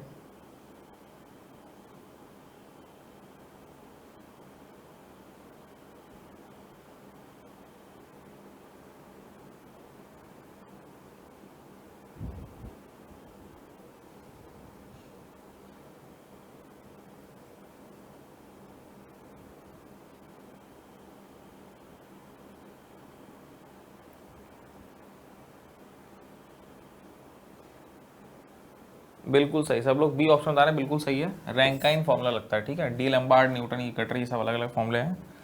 यहाँ पे सर हमारा कौन सा फॉर्मूला लगता है, रैंकाइन फॉर्मूला, और बिल्कुल सही भी है, रैंकाइन ही मेथड यहाँ पे लगता है हमारा। तो क्या है सर मेरा रैंकाइन मेथड, जरा बता दीजिए। उसमें डेप्थ का फॉर्मूला सर क्या है, डेप्थ का फॉर्मूला सर सिंपल है हमारा, क्यू यू अपॉन गामा, ठीक है, into 1 minus sine phi upon 1 plus sine phi, इसका होल स्क्वायर। ये हमारा रैंकाइन डेप्थ ऑफ फाउंडेशन है, Rankine depth of foundation, simple है।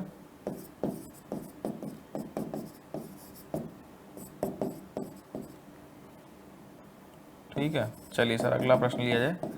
आसान है, इसमें कुछ भी दिक्कत नहीं है। आई होप कि फॉर्मूला सभी को पता हो।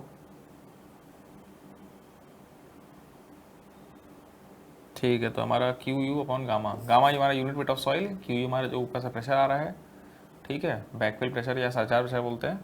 फाई हमारा हमको पता ही है, ये हमारा सॉइल का अपना एंगल होता है, इंटरनल फ्रिक्शन का एंगल, ठीक है, इस तरीके से निकल जाएगा।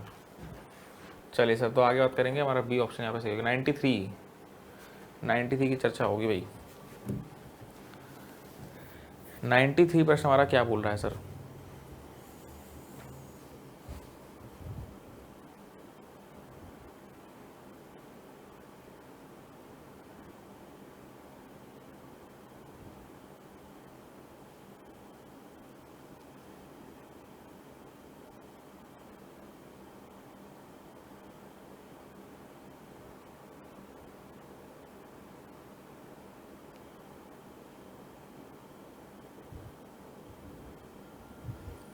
बताओ भाई सर, एक load value obtained by multiplying the characteristic load with होगा यहाँ पे load factor is known as. देखो यार ऐसा समझो, जो हमारा अल्टीमेट लोड मेथड होता है,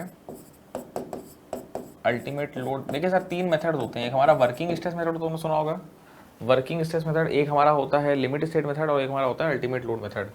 ठीक है, तो हमारा जो अल्टीमेट लोड मेथड होता है सर, उसमें हम लोग दो चीज़ें करते हैं।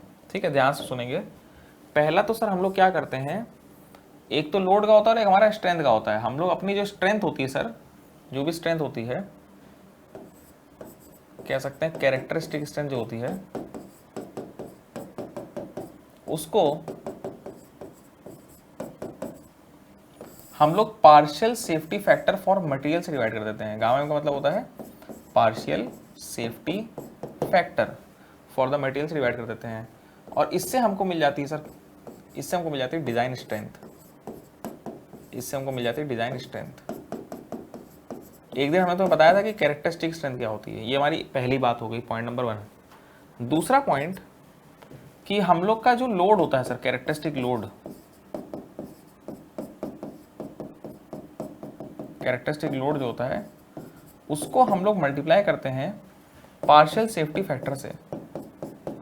ठीक है, पार्शियल फैक्टर होता है जिसको हम लोग यहाँ पे लोड फैक्टर ही बोल सकते हैं, कोई दिक्कत नहीं है ना। पार्शियल सेफ्टी फैक्टर बोल के लोड फैक्टर बोल तो ज़्यादा बढ़िया रहेगा। ठीक है, क्योंकि हम लोग अल्टीमेट तक पहुंचने की कोशिश करते हैं। सर ये तो मेरा वर्किंग लोड हो गया, कैरेक्टरिस्टिक लोड हो गया। सर इसको मुझे अगर अल्टीमेट तक पहुंचाना है, सर ये मेरा डायग्राम होता है सर अपना सिस्टम। अब मैं वर्किंग लोड पे सर काम कर रहा हूँ, वर्किंग लोड मान लीजिए यहाँ कहीं है, मुझे अल्टीमेट तक पहुँचना है, तो हम लोग जिस फैक्टर से इनटू करते हैं लोड को बढ़ाने के लिए, लोड को बढ़ाने की कोशिश करते हैं ताकि अल्टीमेट पहुँचे, और तभी तो उसको बोलते हैं सर अल्टीमेट लोड मेथड। क्योंकि सर हम यहाँ पे जो भी वर्किंग लोड होता है उसको हम मल्टीप्लाई करते हैं एक लोड फैक्टर से ताकि लोड बढ़ जाए, और अल्टीमेट लोड के लिए हम अपने स्ट्रक्चर को डिजाइन करते हैं। ठीक है, तो कैरेक्टरिस्टिक लोड या वर्किंग लोड को जब हम लोड फैक्टर से इनटू करते हैं तो बनता है मेरा डिजाइन लोड, तो बनता है मेरा डिजाइन लोड। ये दो बातें हैं। और सर अंत में अगर हम डिजाइन की बात करते हैं तो देखिए ऐसा होना चाहिए कि आपका लोड कम होना चाहिए और स्ट्रेंथ ज़्यादा होनी चाहिए। जाहिर सी बात है, अगर आप डिज़ाइन को सेफ चाहते हैं, डिज़ाइन को अगर आप सेफ चाहते हैं तो डिज़ाइन स्ट्रेंथ आपकी ज़्यादा होनी चाहिए, बहुत ज़्यादा, as compare to design load, as compare to design load, ताकि हम लोग सेफ रहें। ठीक है, तो ये सारी बातें हो गई। अब कैरेक्टरिस्टिक स्ट्रेंथ क्या होती है सर? कैरेक्टरिस्टिक स्ट्रेंथ मेरी एक ऐसी स्ट्रेंथ होती है जिससे कम होने के मौके 5% से भी कम होते हैं, और ज़्यादा होने के मौके, ऑब्वियस सी बात है, इस ग्राफ में बड़ा एरिया 95% से भी ज़्यादा है, तो इससे ज़्यादा होने के मौके 95% से ज़्यादा होते हैं। ये मेरी कैरेक्टरिस्टिक स्ट्रेंथ है। Strength below which not more than 5% results are expected to fall. अब मेरे कैरेक्टरिस्टिक लोड क्या होता है सर? ये क्योंकि प्रोबेबिलिस्टिक मेथड है ना यार, कैरेक्टरिस्टिक लोड मेरा एक ऐसा लोड होता है सर, यहाँ पे इसको LCK बोल दे रहे हैं, इसको FCK बोल दे रहे हैं। कैरेक्टरिस्टिक लोड मेरा एक ऐसा लोड है जिससे ज़्यादा लोड नहीं होगा, जिससे ज़्यादा लोड अगर होगा तो ऐसे सिर्फ पूरे स्ट्रक्चर की लाइफ में 5% या उससे भी कम मौके आएंगे।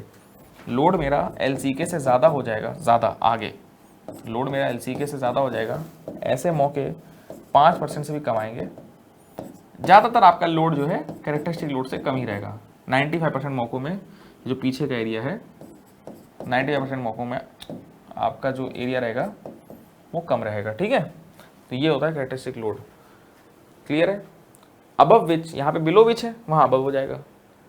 Characteristic load is a load above which not more than 5% of the loads are expected to fall. ठीक है, उसके पूरे जीवन में तो हम जो स्ट्रेंथ होती है उसको थोड़ा कम आंकते हैं, और फिर उस स्ट्रेंथ को भी और कम कर देते हैं डिवाइड करके, और जो लोड होता है उसको हम ऑलरेडी ज़्यादा आंकते हैं और उसको और मल्टीप्लाई कर देते हैं। हम लोग देखते हो ना, हम लोग डेड लोड लाइव लोड सबको 1.5 से 1.7 से इंटू करते हैं, सब इंटू करते हैं ना, अल्टीमेट 1.7 से इंटू करते हैं। तो ये सब बात है। चलिए फिलहाल ऑप्शन ने पूरा समझा दिया तुमको। अगर हमसे पूछे कि लोड वैल्यू को अगर हम यहाँ पे लोड फैक्टर से इंटू कर रहे हैं तो उसको हमारा क्या निकलेगा? डिज़ाइन लोड निकलेगा, हमारा डिज़ाइन लोड निकलेगा। डी ऑप्शन यहाँ पे सही है। फैटिक लोड से कोई मतलब थोड़ी है। डिज़ाइन स्पेक्ट्रम डेड लोड तो अपना अलग चीज़ है। ठीक है, फैटिक लोड बार बार जब हम लोग स्ट्रेस को रिवर्स करते हैं और फिर जब स्ट्रक्चर फेल हो जाता है या मेंबर फेल करता है उसको हम लोग बोलते हैं फैटिग लोड। ठीक है, चलिए सर बात आपकी हमको समझ में आ गई है। चलिए सर अगला प्रश्न लिया जाए यहाँ पे। 93 हमारा हो गया है, 93 प्रश्न हो गया, 94 पे आ गए हैं सर। 94 प्रश्न, बड़ा ही ज़बरदस्त क्वेश्चन है यहाँ पे, ज़बरदस्त क्वेश्चन।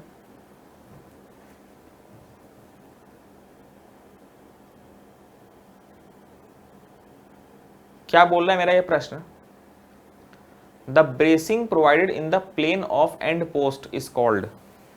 वो ब्रेसिंग जो हम लोग एंड पोस्ट में प्रोवाइड करते हैं। एंड पोस्ट जानते हैं कि नहीं सब लोग? जो हम लोग ट्रस होती है ना ब्रिजेस में, जो हम लोग रूफ ट्रस देते हैं, रूफ ट्रस ना बोल के ट्रसेस बोलना ज़्यादा बढ़िया, ब्रिज में देते हैं। तो उन ब्रेसिंग्स को हम लोग क्या बोलते हैं? टॉप लेटरल ब्रेसिंग बोलते हैं, बॉटम लेटरल बोलते हैं, पोर्टल ब्रेसिंग बोलते हैं, स्वे ब्रेसिंग बोलते हैं। ये बल्कि हम तुमको बहुत बढ़िया तरीके से बना के दिखा भी सकते हैं, इसको थोड़ा देखना ध्यान से। तुम्हारा जो ये सिस्टम होता है, तुम लोग सी के साथ जा रहे हो, कुछ लोग ए के साथ जा रहे हैं, थोड़ा देखना ध्यान से।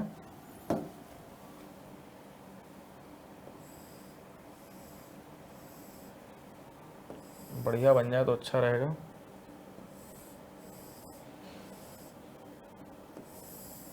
ये दो हमारी ट्रसेस हैं पैरेलल पैरेलल,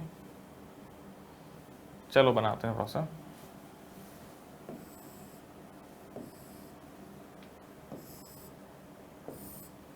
ठीक है, इसके अंदर से हम लोग आर पार जा रहे हैं, ट्रस है अपनी। ठीक है सर, अब देखिए आप ऐसा यहाँ पे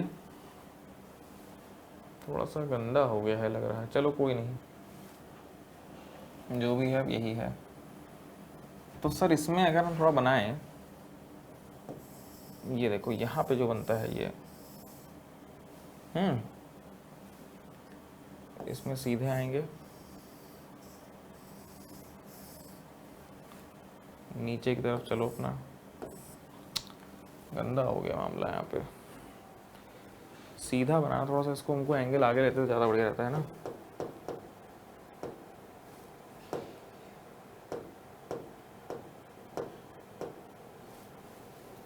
पूरा ही मिटा तो ज़्यादा बढ़िया है,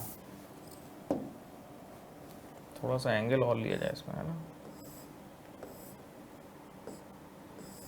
यही दिक्कत आई थी, एंगल थोड़ा सा और लेना चाहिए था। अब लगता है बन जाएगा। देखो यहाँ पे ये जो हमारी पोर्टल ब्रेसिंग रहती है, ये रहती है सीधी सीधी। अब बना थोड़ा सही है। ये जो ब्रेसिंग तुम देख रहे हो ऊपर, ये जो क्रॉस दिया गया है यहाँ पे, यही होती है पोर्टल ब्रेसिंग। ठीक है, ये बन गई हमारी पोर्टल ब्रेसिंग। एक इधर भी रहती है, उस तरफ भी रहेगी अपनी। तो एंड पोस्ट पे जो हम लोग की ब्रेसिंग इस तरफ भी रहेगी है। ये थोड़ा गंदा है, चलो कोई नहीं, उस तरह भी प्रोवाइड करेंगे। दोनों साइड प्रोवाइड होता है, कोई उसमें वो नहीं है। ठीक है, बिल्कुल सर बात समझिए। तो ये मेरी ट्रस है, और इसमें यहाँ पे तुम देख सकते हो कि जो ब्रेसिंग्स प्रोवाइड की गई हैं एंड पोस्ट पे, इसे हम लोग बोलते हैं पोर्टल ब्रेसिंग। इसे हम लोग आगे, इसको तुम इंक्लाइंड भी कर सकते हो। ये हमारी हो गई क्या, पोर्टल ब्रेसिंग होती है। ये सब मेरी क्या हो गई, पोर्टल ब्रेसिंग। सी ऑप्शन यहाँ पे हमारा सही हो जाएगा। ठीक है, तो इस ब्रेसिंग सर क्या होगा कि आप सिस्टम समझिए, ये जो दोनों ट्रस हैं आपकी, ये पूरी ट्रस हैं, ये पूरी ट्रसेज होती हैं, समझ रहे हो, जैसे ट्रस अपनी बनी रहती है। तो दोनों बीच की जो ट्रसेज हैं उसके बीच का जो गैप है वो एकदम मेंटेन रहेगा। हवा अगर वगैरह चल रही है, विंड वगैरह अगर चल रही है, तो विंड का जो इफेक्ट है वो ये ब्रेसिंग अपना एब्जॉर्व कर लेंगे आराम से। ठीक है, एंड पोस्ट पे हमारे पोर्टल ब्रेसिंग दी जाती हैं ट्रस ब्रिजेस के अंदर। सी ऑप्शन हमारा यहाँ पे सही हो जाएगा। चलिए सर अगला 95वां प्रश्न हमारा आ रहा है। 95 क्वेश्चन बताएंगे सभी लोग। अब यहाँ फिर से देखो कई सारी बीम्स हैं, उसके बारे में चर्चा कर रहे हैं। The beam outside a wall up to the floor level above it is known as. अच्छा बताओ भैया, लिंटेल के बारे में तो आज चर्चा हुई है हम लोग की। लिंटेल तो सर हम लोग वहाँ पे देते हैं, एक ऐसी बीम होती है जब किसी ओपनिंग के ऊपर दी जाती है। किसी ओपनिंग के ऊपर जो बीम दी जाती है तो वो हमारी लिंटेल कहलाती है। जैसे आपने बताया था कि सर जब हम लोग दरवाज़ा या खिड़की बनाते हैं तो हर दरवाजे खिड़की के ऊपर एक बीम देते हैं, जिसको हम लोग बोलते हैं लिंटेल। ठीक है सर, ओके, कॉन्सेप्ट क्लियर हो गया है। लिंटल तो यहाँ आंसर नहीं होगा। पर्लिन सर आपने हमको बताया था कि रूफ ट्रस में जो हम लोग की लंबे लंबे मेंबर्स होते हैं रूफ ट्रस में, वो होते हैं पर्लिन। और पर्लिन जहाँ सपोर्टेड होते हैं वो मेरे प्रिंसिपल राफ्टर होते हैं। तो आप ये कह सकते हैं सर यहाँ पे हम लोग कि आपका जो ये पर्लिन और राफ्टर है ये तो आपके रूफ ट्रस के हिस्से हैं, रूफ ट्रस के हिस्से हैं सर। ये रूफ ट्रस आपकी होती है, इसमें जो आपके लंबे वाले मेंबर्स होते हैं ये सब, ये पर्लिन है, और जिस पे रखे होते हैं वो राफ्टर होते हैं। ठीक है, ये लंबे वाले राफ्टर और ऐसे लंबे लंबे हमारे पर्लिन। लिंटल सर आप बता चुके हैं ओपनिंग ऊपर, इसका आंसर है स्पैंड्रल। अच्छा, तुम लोग कितने लोगों ने कभी ऑब्जर्व किया स्पैंड्रल क्या होता है? थोड़ा तुमको समझाने की कोशिश करते हैं। आजकल क्या है ना, जैसे तुम दिल्ली नोएडा वगैरह में देखोगे बहुत सारे हाई राइज बिल्डिंग बनते हैं, फ्लैट्स अपार्टमेंट्स वगैरह बहुत बनते हैं। तो उसमें तुमने देखो जब अपार्टमेंट बनते हैं तो पहले पूरा पूरा फ्रेम खड़ा हो जाता है आजकल, फ्रेम। ठीक है, पूरा पूरा फ्रेम होता है, शायद तुमने नोट किया हो, ज़रा बताने की कोशिश करना हमको। पूरा पूरा फ्रेम सर खड़ा रहता है, ठीक है, ये तुमने ध्यान दिया होगा सर, है ना। पूरा फ्रेम अपना ऐसे बहुत ऊंचा है। हम लोग बताना चाह रहे हैं ये ब्रिक तुम देखते होगे पूरा सीमेंट का या किसी चीज़ का रहता है, और बीच में हमारे फ्लाई ऐश के ब्रिक्स या अपनी लाल वाली जो ब्रिक होती हैं वो ब्रिक्स लग जाती हैं बीच बीच में, है ना। यहाँ पे सर अपनी ब्रिक्स लग गई हैं पूरी, ठीक है। ये तुमने देखा है कि नहीं देखा बताओ। तो तुम देखो ये जो हमारी समझ रहे हो, ये जो इस तरह का तुमने सिस्टम देख रखा है लंबी लंबी बिल्डिंगों में, तो तुम देखते हो ये जो बीम्स होती हैं, जो बीम्स बाहर बाहर चल रही हैं, चारों तरफ चलती हैं, यही स्पैंडर बीम है। ये तुम कह सकते हो यही बताती हैं कि कहाँ पे फ्लोर खत्म हो रही है और अगली फ्लोर कहाँ शुरू हुई, फिर अगली फ्लोर खत्म हुई, फिर अगली, है ना, इस तरह से खत्म शुरू इस तरह से। तो हमारा स्पैंडल बीम एक तरह से कह सकते हैं सर, ये अपनी आपकी बीम है आउटसाइड वॉल, जो आपकी, आप देखिए सर दीवार मेरी चली गई ब्रिक वाली अंदर, वॉल के बाहर ही आपकी बीम है, समझ रहे हैं आप, वॉल के बाहर आपकी बीम है जो कि हमको ये बता रही है कि फ्लोर कहाँ खत्म हो रही कहाँ शुरू हो रही है। यस और नो? यस सर, सही बात है। तो हम ये बोल देंगे ये हमारा क्या हो जाएगा सर, स्पैंडल हो जाएगा, आउटर वॉल। ठीक है, तो वो बीम जो आउटसाइड वॉल चल रही है up to a floor level, उसे हम बोलते हैं स्पैंड्रल। ठीक है, चलिए सर अगला प्रश्न लेंगे। 96 प्रश्न मेरा यहाँ पे आ रहा है, 96 प्रश्न मेरा यहाँ पे आ रहा है। बताइए सर क्या आंसर है इसका।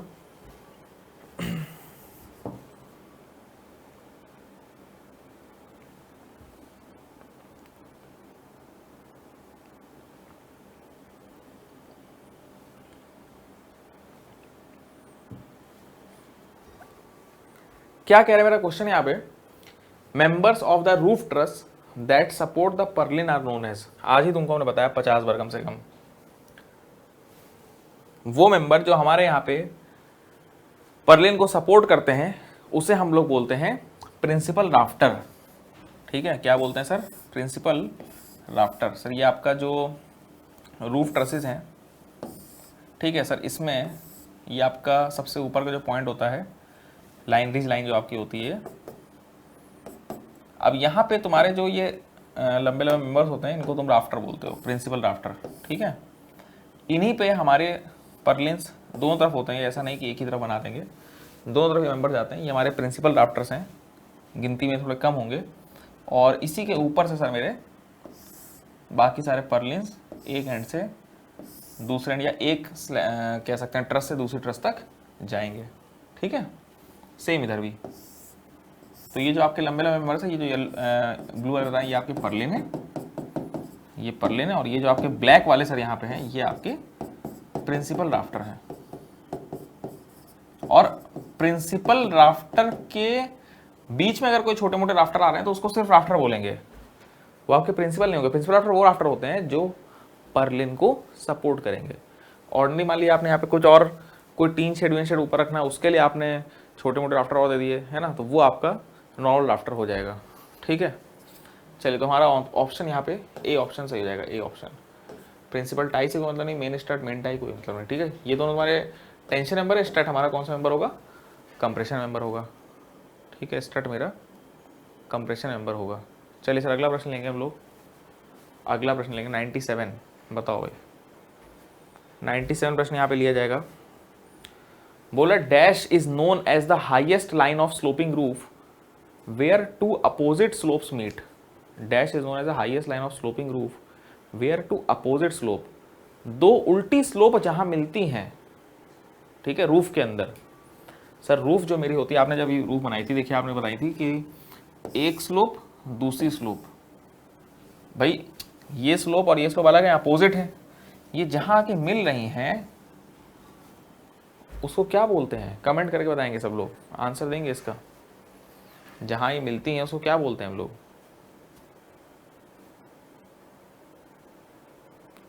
राफ्टर तो सर नहीं होता, राफ्टर तो हमको बता चुके हैं, राफ्टर तो नहीं होगा सर, है ना। ईव अलग चीज होती है, ईव हमारा यहाँ पे ये नीचे की साइड होता है, ईव्स बोर्ड है ना, अलग है वो। रूफ के कंपोनेंट तुमको बताने पड़ेंगे सारे। ईव भी हटाई। अब सर यहाँ पे दुविधा है, तो क्राउन या तो रिज, क्योंकि क्राउन भी मेरा टॉप मोस्ट पॉइंट है, रिज भी मेरा टॉप मोस्ट लाइन होती है ना। लेकिन इन्होंने पॉइंट पूछा है कि लाइन पूछी है। अगर हमसे ये बोले पॉइंट, तो पॉइंट तो मेरा क्राउन हो जाएगा। लेकिन अगर ये पूछे लाइन, पूरी लाइन की बात अगर कर रहा है, पूरी लाइन की अगर बात करेगा यहाँ पे, जैसे आपने ये पूरी लाइन बताई थी, रिच लाइन, यहाँ बोला है इसने dash is one of the highest line, line बोला है ना, हाँ सर, तो मेरा डी ऑप्शन सही हो जाएगा, जैसा कि कमेंट बॉक्स में बच्चे बता भी रहे हैं। ठीक है, लाइन पूछी, बिल्कुल सही बोल रहे हो, बिल्कुल सही बात है। तो हमारा यहाँ पे रिच लाइन आंसर सही हो जाएगा। चलो अगला प्रश्न लिया जाए। तो अच्छा, हम उनको रूफ ट्रस के कॉम्पोनेंट भी अभी बता देंगे, कोई बड़ी चीज़ नहीं है। अगला प्रश्न 98th क्वेश्चन बताएंगे सब लोग, कमेंट करो भाई, कमेंट करेंगे सब लोग।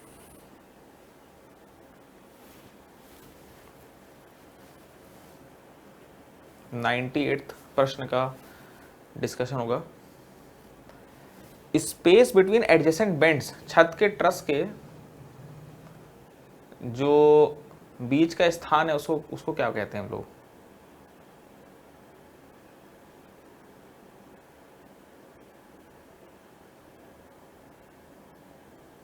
बताओ भाई, कमेंट करो जल्दी से। पर्लिन, बे, नी या ब्रेसेस? पर्लिन तो सर नहीं होगा, पर्लिन से आप बता चुके हैं आज कि हॉरिजॉन्टल लॉन्गिट्यूडनल लंबे मेंबर होते हैं ये, जो कि प्रिंसिपल राफ्टर के ऊपर होते हैं।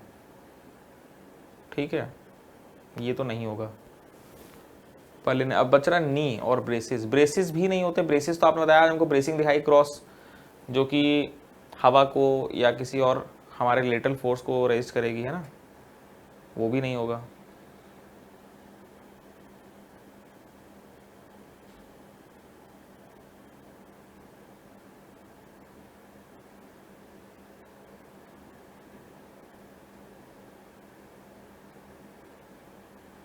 ये भी सर हम लोग यहाँ पे नहीं लेंगे। इसका आंसर लोग बता रहे हैं, बी ऑप्शन बता रहे हैं, बिल्कुल सही बता रहे हो। जैसे अगर तुमसे हम बोलें, मान लो अगर हम यहाँ बोलते हैं ऐसे कि, जैसे हमने बोला टू बे ट्रस, ठीक है, ऐसे बोलते हैं हम टू बे ट्रस, तो इसका मतलब क्या है सर, कि मान लीजिए सर आपकी, मान लीजिए ट्रस है,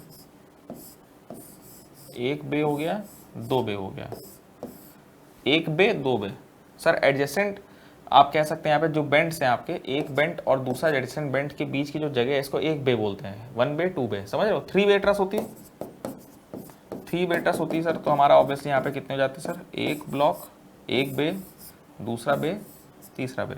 चाहे इसको तुम सिंपली सपोर्ट कर दो, कोई दिक्कत नहीं है, या तुम साइड से कैंटिलीवर टाइप दे दो तो भी कोई दिक्कत नहीं, जो तुम चाहो दे सकते हो। ये हमारी थ्री बे ट्रस हो जाएगी, समझ गए। तो हमारा जो बीच का एडिसेंट बेंट, एक बेंट और दूसरे बेंट के बीच में जो अपना गैप है, उसको हम क्या बोलते हैं सर, बे बोलते हैं। ठीक है, नी नहीं है ये, नी नहीं होगी ये। ठीक है सर, आगे बढ़ेंगे, अगली बात करेंगे हम लोग। 98 हो गया, 96, 99 की बात करेंगे अब।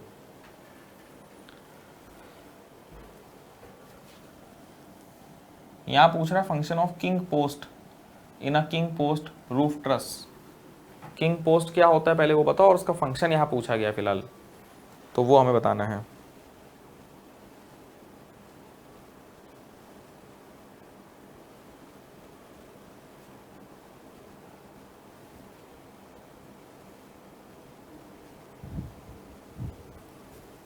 बना देते तुम्हारे लिए बढ़िया से यहाँ पे। किंग पोस्ट के बारे में थोड़ा पहले बताएं हम, एक सेकेंड।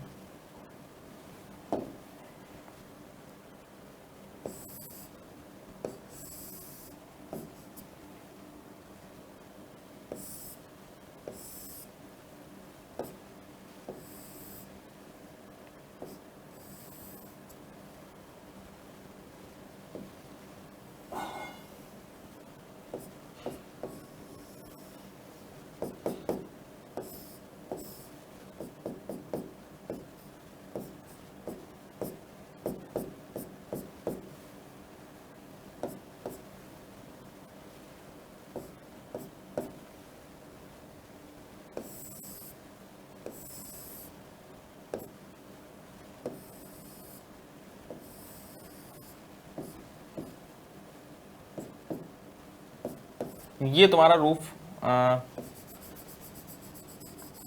तुम ये देखो जो बीच का मेंबर है ना, ये जो बीच का मेंबर है, ये ऊपर ये तुम्हारी रूफ की कवरिंग पड़ी हुई है जो हम लोग देखते हैं ग्रीन रंग की रहती है या किसी भी रंग की हो सकती है।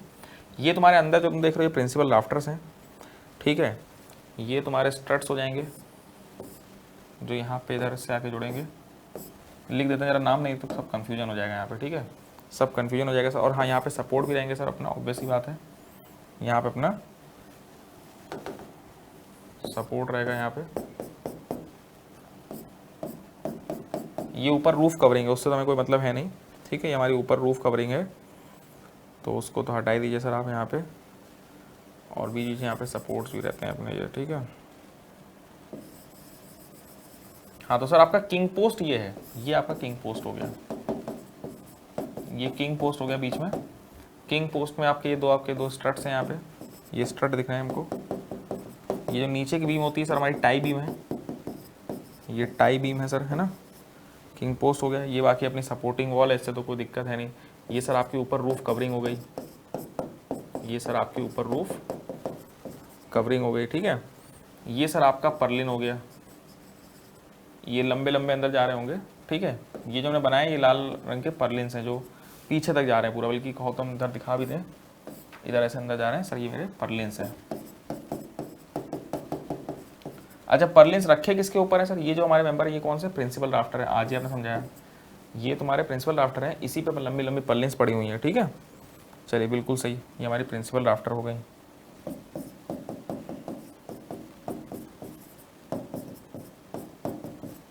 प्रिंसिपल राफ्टर हो गई। तो ये हमारा सारा सिस्टम बन गया यहाँ पे, ठीक है। और यहाँ पे तुम लोग क्या है ना, ब्रिक वगैरह भर सकते हो या अपना जो भी सिस्टम रहता है वो भर दिया जाएगा। उसके ऊपर हमारी रूफ कवरिंग या तुम्हारे कॉमन राफ्टर वगैरह हो सकते हैं, ठीक है। ये जो हमारा टॉप पॉइंट है, ये जो टॉप पॉइंट है ये हमारा ब्रिज बोर्ड है। तो ये डायग्राम तुम देख सकते हो। अब बताओ जो किंग पोस्ट सर बीच का पोस्ट हमारा है, इसका काम क्या होगा हमारे हिसाब से, बताओ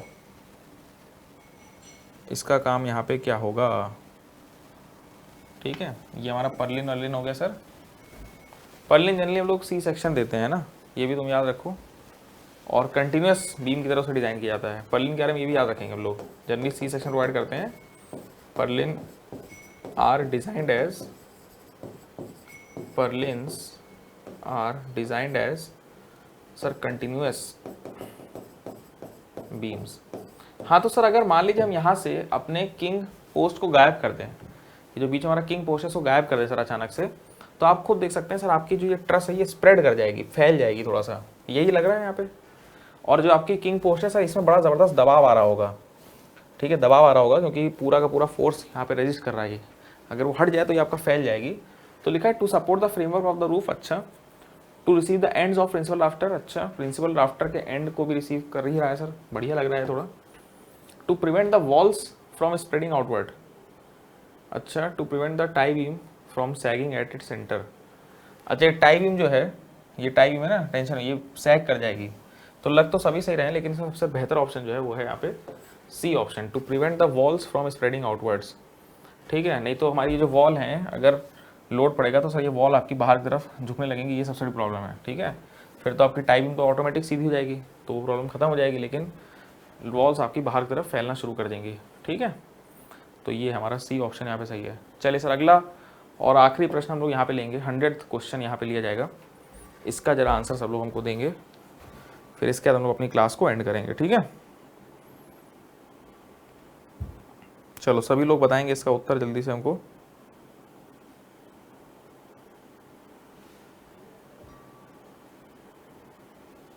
अब ये आज का आखिरी सवाल है। क्वेश्चन हमसे यहाँ पे पूछ रहा है सर कि हम लोग की वो रूफ्स लाइव लोड क्या लेते हैं उन रूफ्स के लिए, ठीक है, for the design of roof of an industrial building using truss which is accessible. वो रूफ जहाँ पे हम लोग जा सकते हैं, एक्सेसिबल का मतलब जहाँ पे हम पहुँच सकते हैं, एक्सेसिबल का मतलब जहाँ पे हम पहुँच सकते हैं, हमारा पैसेज अलाउड है, वैसी जगहों पे वैसी बीम्स जो वैसी रूफ जो होती है वहाँ पे लाइव लोड कितना लिया जाता है, ये हमारा प्रश्न यहाँ पे पूछ रहा है। तो बता सकते हो हम लोग, इसके लिए एक सिंपल सी टेबल है जो हम लोग को देखनी पड़ेगी, उसमें तुम्हारा सारा कॉन्सेप्ट लिखा है हम और क्लियर कर देंगे। तो सर देखिए रूफ स्लोप की हम बात करेंगे, फिर हम बात करेंगे एक्सेस कब मिलता है, और इधर हम तुमको लाइव लोड की कैलकुलेशन समझा देंगे। ठीक है, बिल्कुल समझ गए सर बात। तो रूफ स्लोप का जो एंगल होता है अगर वो 10 डिग्री से कम है, सर देखिए 10 डिग्री से कम अगर एंगल, अब जैसे तुम यहाँ देखो, यहाँ देखो ये एंगल तुम्हारा जो है ये 10 डिग्री से कम होगा तो बहुत हल्का एंगल होगा और उसके ऊपर तुम चल सकते हो, जा सकते हो चढ़ के। 10 डिग्री बहुत कम एंगल होता है। अब ये एंगल आपने 10 डिग्री से मान लो बढ़ा दिया, तो वहाँ पे तुम क्या इस पे ऐसे ऐसे चलोगे? यहाँ भाई यहाँ तो गिर पड़ेंगे ना यार। भाई एंगल 10 डिग्री से ऊपर होगा तो वहाँ पे हम लोग जाने नहीं देते हैं, वहाँ पे एक्सेस प्रोवाइड नहीं करते हैं। ठीक है, अच्छा ये बात आपकी सही लगी सर हमको। मतलब एंगल अगर 10 डिग्री से कम है तो हम लिख देंगे 10 डिग्री से कम, तो आप वहाँ पे जा सकते हैं, हम लोग का एक्सेस वहाँ रहेगा, उन छतों पे हम जा सकते हैं। ठीक है, और अगर आपका ये एंगल 10 डिग्री से ज़्यादा है, 10 डिग्री ज़्यादा, तो हम लोग वहाँ पे नहीं जा पाएंगे, हम लोग का एक्सेस नॉट प्रोवाइडेड होगा। फिलहाल जो भी बातें यहाँ पे हो रही हैं, जो भी बातें सर यहाँ पे हो रही हैं वो सब हो रही हैं जहाँ एक्सेस प्रोवाइडेड है, मतलब पहले केस की बात हो रही है, केस नंबर 1 की बात हो रही है यहाँ पे। ठीक है, तो केस नंबर 1 में जो लाइव लोड हम लोग का दिया जाता है, फिलहाल हम लोग को बता सारे देंगे, वो हम लोग लेते हैं 1.5 kilo newton per metre square of plan area. जो भी हमारी रूफ ट्रस होती है उसका जो प्लान एरिया होगा उसको हम 1.5 किलोमीटर प्रति मीटर स्क्वायर से गुणा कर देंगे तो हमको टोटल लोड लाइव लोड मिल जाएगा। ठीक है, अब 10 डिग्री से अगर ऊपर की बात करें तो हम लोग यहाँ पे लेते हैं 0.75 किलो न्यूटन प्रति metre square of plan area. लेकिन लेकिन लेकिन लेकिन जैसे जैसे सर आपका ये एंगल बढ़ता जाएगा, 10 से ऊपर जाता जाएगा, जैसे जैसे ये आपका एंगल 10 से जितना ऊपर जाता जाएगा उतना ही यहाँ पे हम क्या करेंगे, जैसे आपका एंगल ऊपर जाता जाएगा वैसे वैसे यहाँ पे आपका जो लाइव लोड है 0.75 वो धीमे धीमे नीचे आता जाएगा। जैसे फॉर एग्जांपल यहाँ लिखें, इसमें 2 केस अपने हैं। अगर मान लीजिए सर आप 10 से 20 की बात करें, पहले 10 से 20 डिग्री की बात करेंगे, फिर 20 से ऊपर की बात करेंगे। ठीक है, तो 10 से 11 हुआ, 11 से 12 डिग्री हुआ, तब आप यहाँ पे क्या करेंगे सर, 0.75 में 0.75 में प्रति डिग्री 0.01 कम करेंगे। ठीक है, आप लाइव लोड को 0.01 से घटाएंगे प्रति एक्स्ट्रा डिग्री। अब 10 मान लो तुम 15 गए तो 10 से कितना आगे गए, 5। हम 15 को 10 से माइनस करेंगे तो 5 आगे गए, 5 को 0.01 से इंटू कर दें। मतलब यहाँ ब्रैकेट में लिखना चाहेंगे, ब्रैकेट लिखेंगे कि हमारा जो लाइव लोड है सर वो डिक्रीज होगा बाय 0.01। ठीक है, पर डिग्री इंक्रीज, पर डिग्री इंक्रीज अगर होगा तो लाइव लोड हमारा इससे डिक्रीज होगा। ठीक है, पर डिग्री इंक्रीज इन स्लोप, पर डिग्री इंक्रीज इन स्लोप। ठीक है, लेकिन यही अगर आप 20 के भी ऊपर चले गए, यही अगर आपका एंगल 20 के ऊपर चला गया तो फिर आप देखिए हम लोग 0.65 घटाएंगे, 0.65। देखिए सर अगर हम आप खुद सोचिए, हम 10 से 20 तक पहुंचे, हम 10 डिग्री जब बढ़ेंगे 0.1 घटेगा, 0.1 घटेगा। भाई हम 10 से 11 गए तो 0.74 हो गया, 11 से 12 गए 0.73 हो गया, 0.01 कम होता जाएगा, 0.75, 0.74, 0.73, 0.72। इस तरह से जब तुम 10 से 20 तक पहुंचोगे, 20 डिग्री तक, तो हमारा 0.75 से 0.65 आ जाएगा, 0.75 से 0.65 पहुंच जाएंगे। हम 20 तक 0.65 पहुंच गए। अब जब हम 20 के आगे बढ़ेंगे तो हमको हर डिग्री के लिए 0.02 माइनस करना पड़ेगा, हर डिग्री के लिए 0.02 माइनस करना पड़ेगा। मतलब हम यहाँ बात लिख देंगे कि जब हमारा लाइव लोड यहाँ इंक्रीज हो रहा है, ठीक है, लाइव लोड इंक्रीज होगा बियॉन्ड 20 डिग्री, तो हम यहाँ पे बाय 0.02 माइनस करेंगे प्रति डिग्री इंक्रीज इन स्लोप के लिए। ठीक है, और हाँ इसको कम करते करते हम 0.4 से नीचे नहीं आ सकते सर। ये जो वैल्यू है this should not be less than 0.4। ये टेबल तुम्हारी जो है, अब ऑब्वियस सी बात है सर, लाइव लोड की टेबल है तो ये कहाँ से ली गई होगी, जो आपने लिख दी है, जाहिर सी बात है सर इसको हम लोग कहाँ से लेंगे, IS 875 पार्ट 2 से लेंगे, क्योंकि सर ये इम्पोज लोड की बात हो रही है ना, लाइव लोड की बात हो रही है। आई होप की बात यहाँ पे क्लियर हो गई बढ़िया तरीके से। ठीक है, तो अब हम प्रश्न देख लेते हैं। सर प्रश्न बोल रहा है, पहले तो वो रूफ आई है जो एक्सेसिबल है। एक्सेसिबल तब होगी जब आपका एंगल 10 डिग्री से कम हो, एंगल 10 डिग्री से कम हो। तो 10 डिग्री से अगर कम एंगल है तो लोड हमारा कितना होगा, 1.5। मतलब हमारा यहाँ पे बी ऑप्शन सही हो जाएगा। ठीक है, बी ऑप्शन सही हो जाएगा। बाकी अगर कुछ और आता तो हम बाकी सब बता देते बढ़िया से। हमको एंगल वाले 15 देता तो 15 के लिए कैलकुलेट करें, 15 सर आपका इस रेंज में आता तो हम 0.75 में 10 से आगे कितना गए, 5 डिग्री एक्स्ट्रा गए तो 0.01 कितनी बार, 5 बार कम कर देंगे। तो 0.75 में जब हम 5 × 0.01 करके माइनस करेंगे तो हमारा 0.70 आंसर हो जाएगा, ऐसे निकाल सकते हैं। ठीक है, चलो तो फिर यहाँ पे हम लोग जो है आज के सेशन को बढ़िया समाप्त करेंगे। आई होप जो है सभी को यहाँ पे काफ़ी चीज़ें सीखने को मिली होंगी, काफ़ी सारी आज हमने नई नई चीज़ें तुमको बताई हैं, तो सबको बढ़िया से रिवाइज कर लेना। ठीक है, तो ठीक है फिर एंड करते हैं, और बाकी तुम्हारी क्लासेस रेगुलरली चलती रहेंगी, और भी जो सब्जेक्ट वगैरह हैं वो यहाँ पे हम शुरू करेंगे जल्दी ही। ठीक है, चलो टेक केयर एवरीवन, ख्याल रखो, खुश रहो भाई।